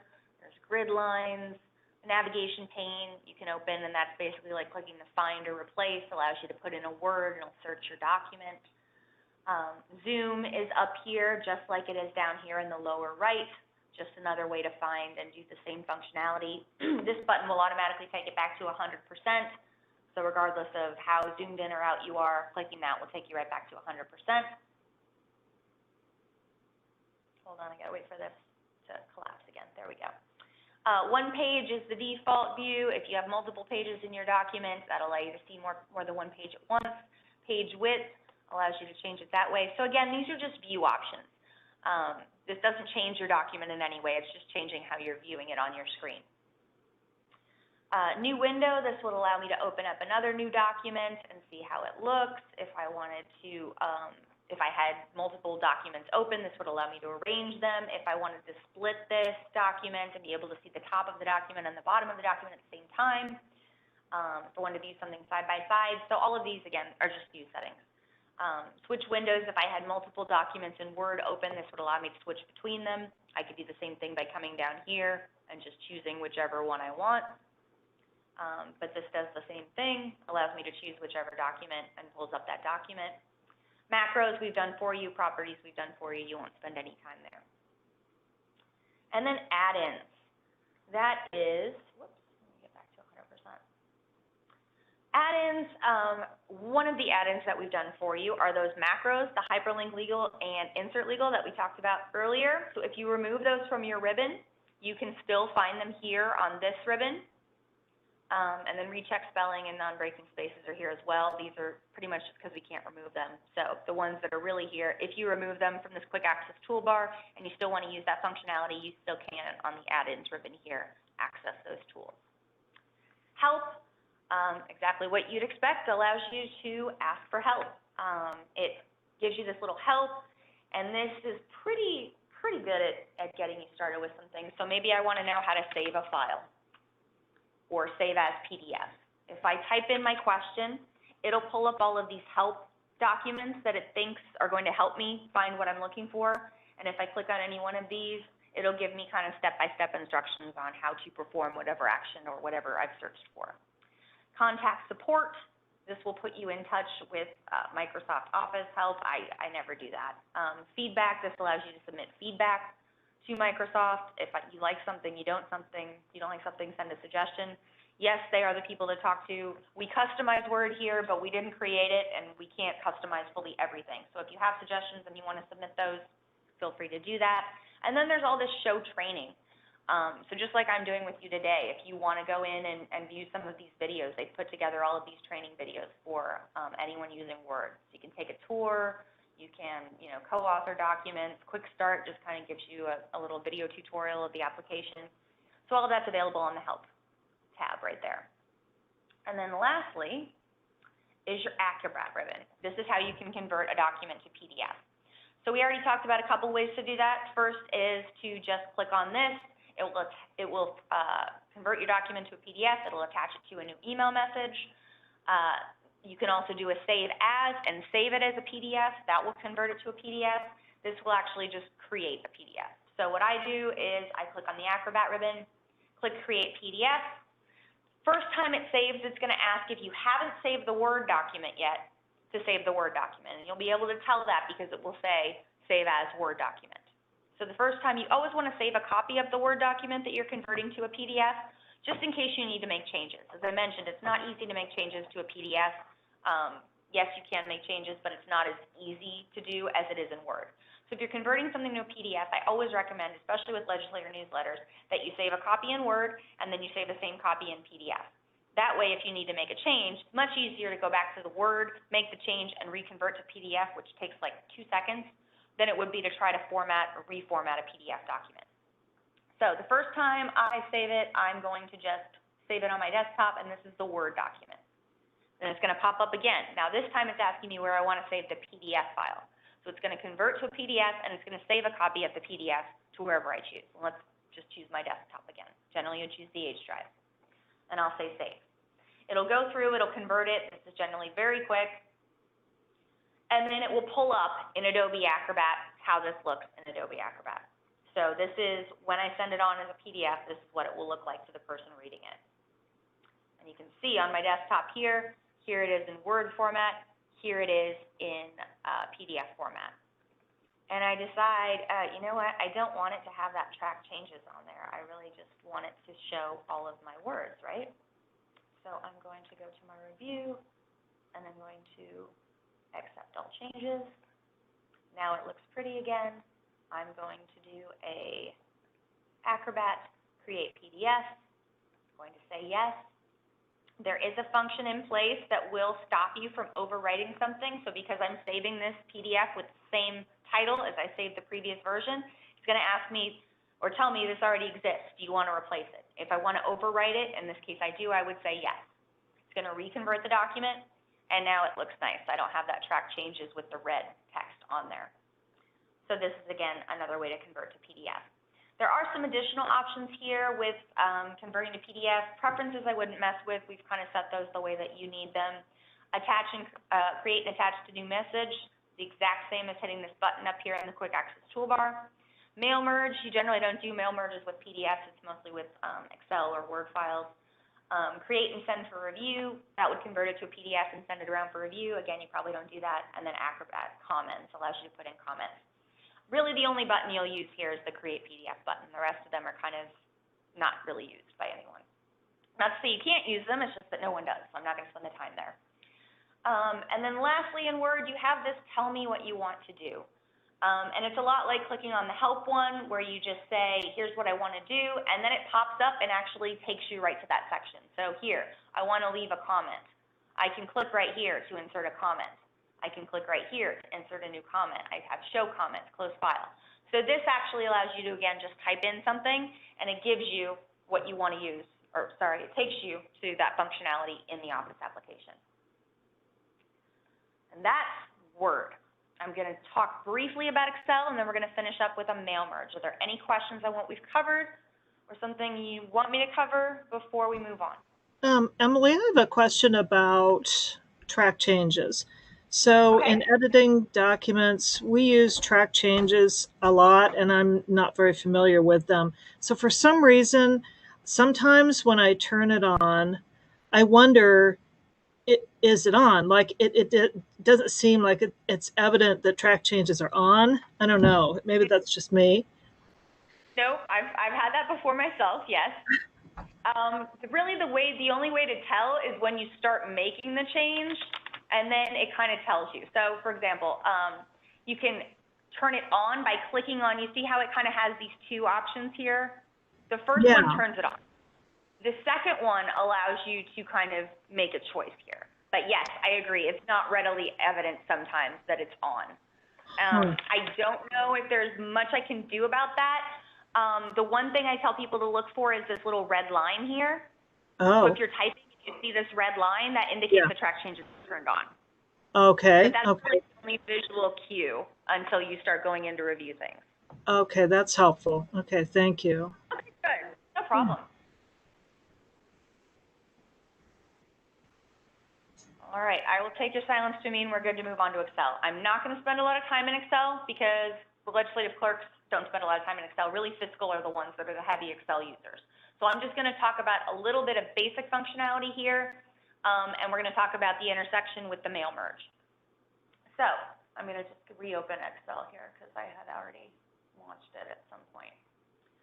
So when you launch Excel, it's going to look a lot like it did for Word. You're going to have all these different, you'll have the recently opened documents here in Excel. You'll have all of these different templates and little video tutorials. But basically, again, same position as in Word, you're going to open up a new blank document. And it's going to look like this when you open it up. You have the exact same quick access toolbar here that you had in Word. So when you change the quick access toolbar, it will carry over across all Office applications. So if you add a button or remove a button in Word, it will carry over and have those same changes here in Excel. and that's designed to be helpful, so hopefully it is. So same quick access toolbar, I'm not going to spend any time here, it'd just be regurgitating what we've already learned about in Word. One of the only reasons that you guys use Excel are for basically two things, and one of them being the mail merge. So I have a document here that I'm actually just going to pull up that has some merge data in it already. So, whoops, PC, it's on my H drive.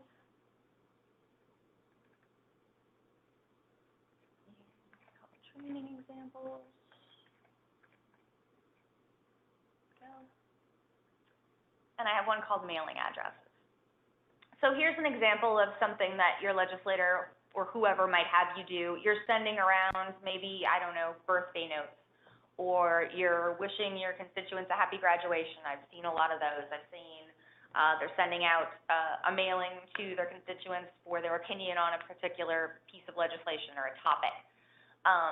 If you organize this Excel file correctly, the mail merge is super easy. So let me show you the best way to organize your data. The way I do it is to have a header row, basically a column heading, that tells you the data that's in that column. So there's no guessing. And when you organize it into these columns with headers, when you go to do the mail merge later, it'll automatically recognize that this data goes with this particular data set. I'll show you what I mean here in a little bit. I'm not phrasing it very well. But what I like to do is I like to break up the name into two different columns. So I'll have a last name field and a first name field. That's not required, but the way, or the reason I like to do it is because it gives me some additional options.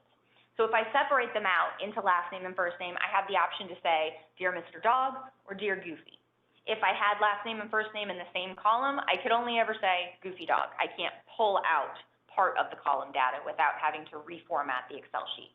So this is the way I do it. If you have it where it's just one name field and you would like to put it into two separate name fields, you want a first name, last name column, there's a formula to do that, and it's fairly straightforward, but of course you can come find me in the chamber to do that if you have help, or call the help desk and we can help you with that. But this is how I format my data. It works really, really well for a mail merge. So you have a last name column, you have a first name column. In this case, let's pretend it's a mailing. You have a street address, city, state, and zip. So I have everything I need to mail out this mailing. You can do additional data here if you want to add an email column or you want to add a phone number column. You can add whatever data you want. And basically what you're going to do is whatever column heading you have, that's a data set that you can pull out and use in your mailing. So if I had an email associated with each, I could put it in there. If I had a phone number associated with each, I could pull out that data. We're just going to leave it the way it is because I don't want to type a bunch of data while you guys are sitting here. So we have our mail merge and it's ready to go. We want to send a letter to all of the people on this merge. A couple things we want to do first.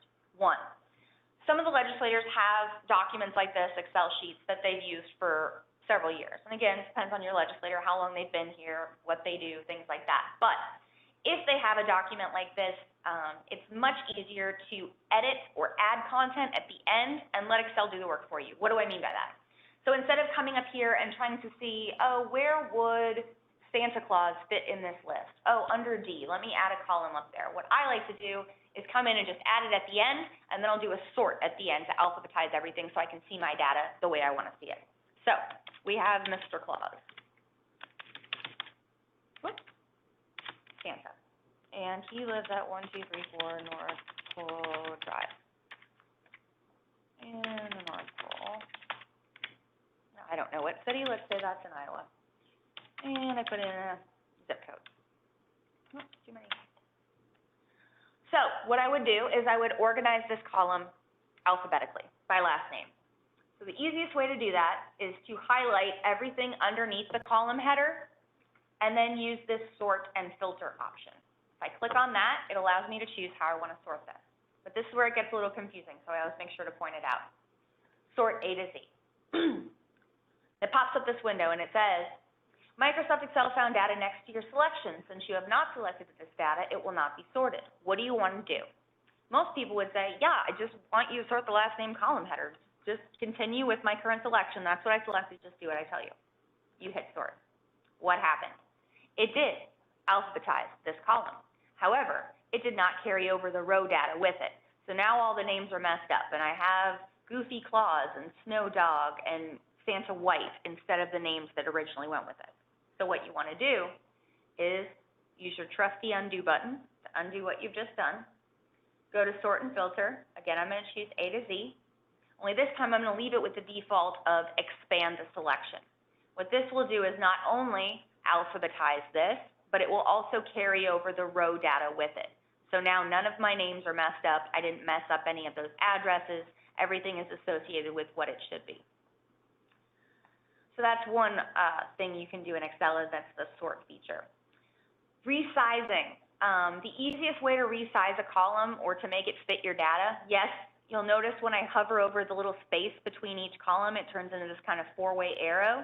And yes, if I drag it out, I can make this column as big as I want.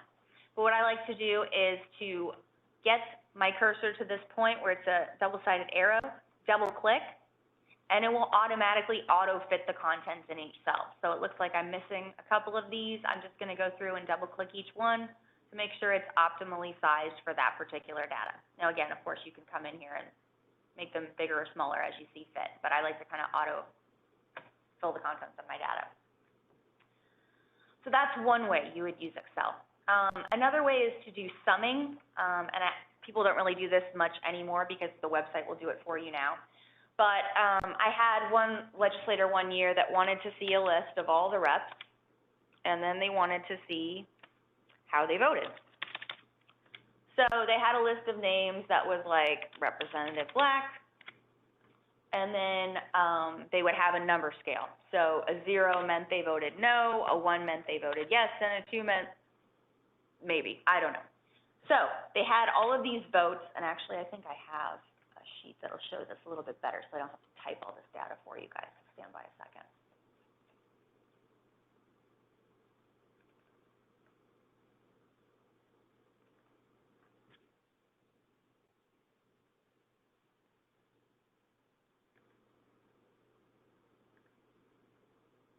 There we go. So yeah, it was something like this, where it had the bill, it had the name of representatives, it had the nay, aye, or absent. And they wanted to go through and they wanted to sum each one of these so they could see how many people voted aye, how many people voted nay, how many people were absent. Use the auto sum feature for this, and it's very easy. What you want to do is wherever you want to put the total of whatever data this is, come up here and do this auto sum. Now it's going to try to guess what content you want to add. In this case, it missed this one up here. So what I would do is select everything that I wanted to add, hit enter, and it puts in the number. Now, for this one, yeah, obviously 1 plus 1 is 2. This is a very simplified one. But instead of having to go through and add these up myself and put 2, because I've used this formula, I can change the content of the cells that we're adding, and this formula will always be correct. So what do I mean by that? Let's say, oh, it turns out actually Representative Brown did vote. Whoops. I messed up my formula now, sorry. So I've got my formula to sum all of the information in this. So let's pretend that, oh, actually Representative Brown did vote no, and so did Representative Clark. You see how as I add these, my total updates for me without any action on my part. So that's where the value of formulas comes in Excel. You can always make it correct, even if you change the data that you're adding by using a formula as opposed to just entering a number yourself. And the other good thing is that you can fill across. So I want to do the exact same thing for this cell and this cell that I did here. I want to add all of this content and have the total reflect in this cell. So you'll notice that when I click on this cell, it has a little tiny square in the lower right-hand corner, and when I hover over that square, it again turns into a little cross on my cursor. This allows me to drag this over. So this means I can essentially recreate the same formula for this column and this column without having to do that whole auto sum thing again. So fill across is another great thing that it does. It'll also recognize patterns. So for example, if I start typing like Monday, Tuesday, Wednesday, it'll do it with months, it'll do it with days, etc.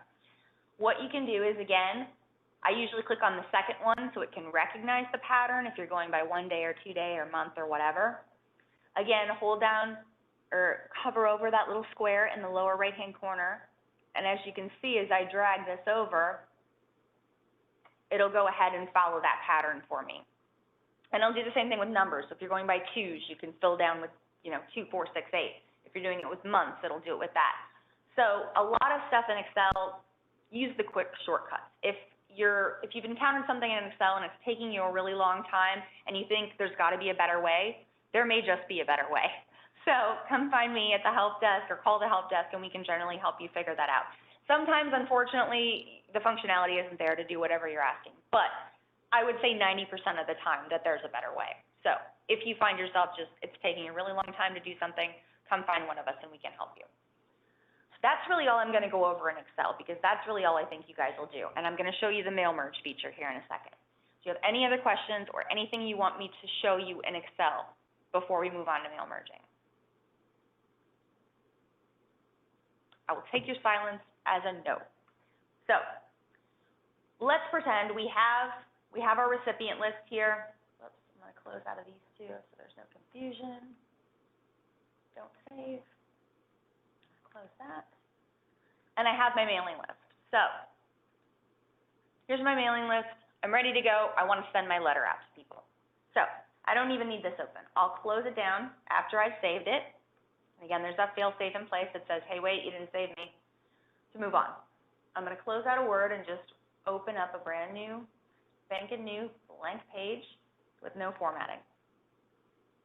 So again, when we talked about mail merges, this is basically I'm sending out, my legislator wants me to send out this same letter to 50 constituents, but they want to have a personalized greeting and a personalized address at the top of each one of these. Or I'm doing envelopes for the mailing, and I want to print every single person's name and address on each one of these. Rather than typing them all individually, if I have them saved in Excel, I can use that and pull it into Word and not have to retype all of this.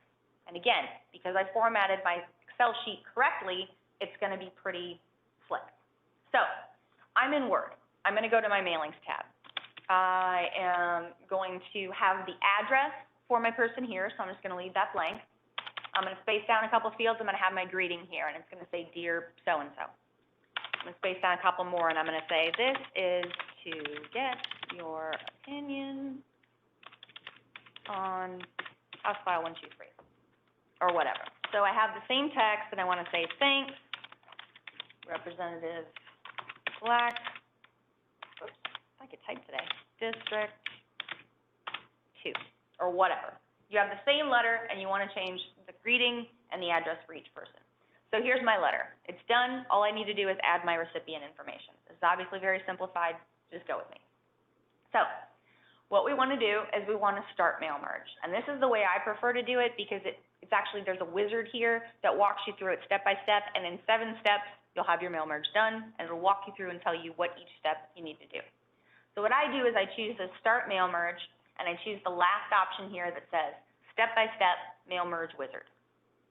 Going to open up this panel over here on the right, and it's going to ask me some questions. And by answering these questions, I'll complete my merge. So first thing it's going to ask me is to select my document type. As you can see, you can do this for letters, you can do it for email messages, you can do it for envelopes, labels, you can create a directory. For our example, we're just going to do letters, so I'm going to leave the default selected.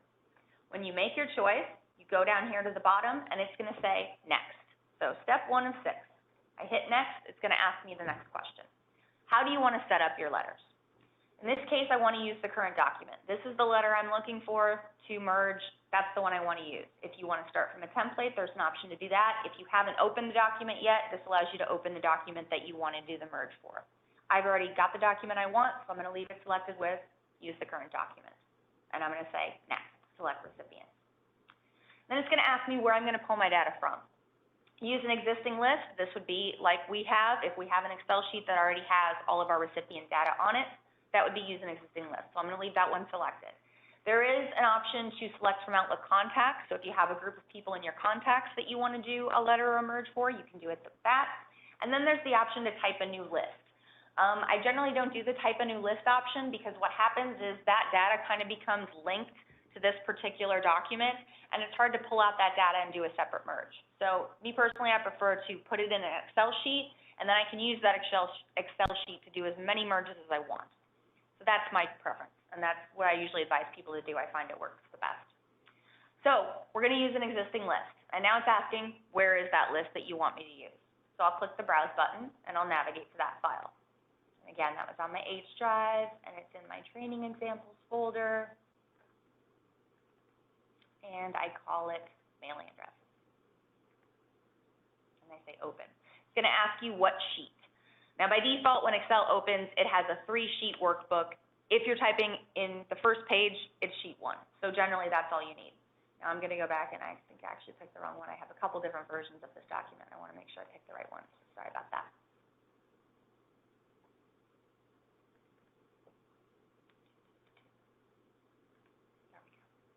Okay, so this one I labeled the sheet mailing addresses. And then it's going to say, first row of data contains column headers. That will be checked. And yes, in my case, I did have column headers on each one of the mailing address columns. So I'm going to leave that checked, and I'm going to say okay. It's going to pull up my list here, and it's going to show me all of those people that are in my list. Now again, this could be a really long list. Mine is very simplified. You can sort from within here if you want to alphabetize. You can filter out certain people. You can find duplicates. That's a very useful one, especially for legislators that have been here many years. Sometimes they'll add a name and not realize the name was already on the list. So to find duplicates is handy. But basically, this is asking you to select who you want to send this mail merge to. So if I wanted to exclude someone from this mailing list, I would simply uncheck the box next to their name, and they wouldn't be included in my merge. But I'm going to go ahead and leave them all checked to select everything. And I'll say OK. And now it's gone ahead and put the file name here, and this is where it's going to pull the recipient data from. And now I'm ready to hit next again. Next, write your letter. Now I've already kind of written my letter, but this is asking me to select my mail merge field. So I said I wanted to have the address block at the top of my page. I'm going to put my cursor where I want to insert that address block, and I'm going to use the address block example. And I'll choose how formal I want this to be. And you get a preview over here of how this is going to look. So if you formatted it the way I have, it pulls in nicely and everything looks the way it should. So I have Santa Claus and his address here. If, again, because I have those two different fields, if I wanted to say just Santa or just Mr. Claus, I could do that using these different options here. You're going to get a preview over here based on your choice over here. But this is the only one that you really need to mess with. The other two you'll leave checked. Insert postal address, yes, you want that. Format address according to the destination, country, or region, yes, you want that too. Now, you can also scroll through your list by clicking on this little arrow here, and now I can see all of the recipients that I'm going to be sending this mail merge to. If something didn't match up here, I was missing my street address or something like that, you click on this Match Fields button, and you make sure that it's matching up with the proper data. So again, because I did those column headers, it automatically recognized my data. So it matched last name with the last name column. It matched city with the city column, state with state, postal code with zip. And if I keep scrolling, it'll show me first name and first name, and then email and email. So using those column headers really helps you in that you don't have to go in and tell it which column to do. But everything looks good, I say okay. And now it's going to put in this address block. And yes, it should look like that at this point, and the next step is where you'll actually see the data inserted. So the little arrows on each side just indicate that this is a merge field. I'm going to scroll down, and right here, I want to say, Dear so-and-so. So I'm going to choose the greeting line option. And you have the ability to change your salutation here. It can be dear, it can be to, you can have no salutation. And again, because I separated out my last name and first name, I can say, Dear Mr. Randall, or I can say, I'm just going to pick, actually, Joshua. I'm going to pick the less formal Joshua and just do the first name. You can have a comma, a colon, or nothing. And then there's an option here for if you don't have a name associated with an address in your list, it's going to put in Dear Sir or Madam. Now, in our case, we have names associated with all of our addresses, so it doesn't matter. But again, you can scroll through these and see how they're going to look using these arrows. Again, if something didn't look right, you could click on that match fields and make sure that everything matched up here as it should. But everything looks the way we want it to. We'll say OK. And now I have my address book and my greeting line. There's also more options here. Anything that you stored into a column, you can pull out. So for example, if I had a phone number that I wanted to pull out of this information, I don't have to use these previously provided blocks. I can say, just put in the phone number here. Now, I don't actually have anything in that field, so I'm going to remove that, but you get the idea. If I wanted to just pull out and insert, I don't know why you'd want to do this, but let's pretend we wanted to just insert the city here underneath. You can do that. You can hit insert, and it'll pull out the city associated with the address and the person's name in the same row. So you'll say close. So I have told it what I want to insert for these merge fields, and I'm going to say next, preview my letter. This point is where the data pulls in now. So now I can see here's the address block for Goofy, it says Dear Goofy, and then it pulled out the city name right here. And again, I can scroll through my recipients, and I can see that the letter text doesn't change, but the merge fields change with each one of the letters. If I want to edit my recipient list again, maybe I decide, oh, I don't want Snow White to be on this anymore. I can say OK, or I can just hit exclude this recipient for whatever one I've chosen here, and it'll remove that person from my merge. So you can still edit your list even at this point. Everything looks good or the way I want it to. I'm actually going to go ahead and remove that city field. I don't like that. And I can respace it however I want. I'm going to change this to being all single spaced.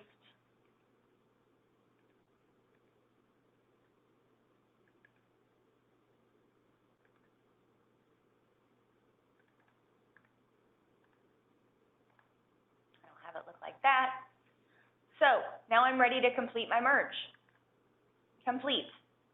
And at this point, the only thing it does is give you print and edit individual printer. Now, you want to use the print here for a mail merge. If I did a file print on this page, it's going to print just this one record that I see. So if I hit file print up here, or I hit print, it's just going to print the Minnie Mouse copy. If you hit the print here, this will print every one of the records in your letter. So I think I had 6 or 7. It would print all 6 or 7 copies. There's also the option here, let me move this down here, to edit individual letters. So what this does is allows you to create a new document, and instead of having it go, and you have to click the arrows to get through each record, this creates one large Word document with each one of the records in it. So now each page represents a different person. So I can come in here, and maybe for Goofy's letter, I wanted to add, thanks for your letter, or whatever. Whoops. You can add that for an individual letter and not have to have that on all the other merge fields. So when you do the edit individual letter, it creates one large document, and it has each page represents a different recipient. I'm going to get out of there. And then you can always go back at any point. So maybe you excluded a recipient you didn't want to, or you want to re-add someone back in. You can go back and do the previous step again. So if something ever doesn't turn out right, that's what I like about the wizard, is that you can go back and make changes and then continue your merge without having to start from scratch. But you see how easy that was? Once I got all the data in there correctly, all I had to do was choose what data I wanted to pull out, and it worked seamlessly.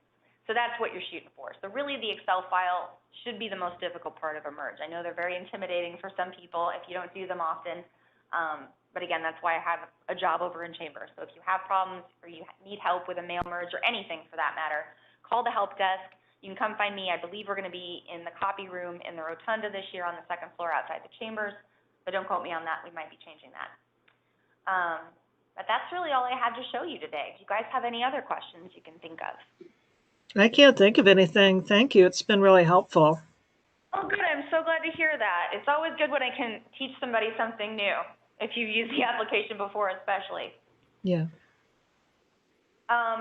Well, all right. I think you guys have all of the documents on the top right-hand corner of all the documents I sent you, except for the Word and Excel ones. There's the help desk phone number and email address. So if you ever had any problems, questions, we are open every day from 7:30 to 4:30 on the weekdays. During session, we are open every single day, 24/7. So if you have problems after hours or on the weekends, don't hesitate to give us a call or shoot us an email and let us know. We're trying to be available all the time to help you if you need it. So hopefully this was helpful. And thank you guys for joining me, and have a great afternoon. No, thank you so much. You too. Thank you. Bye-bye. Bye-bye.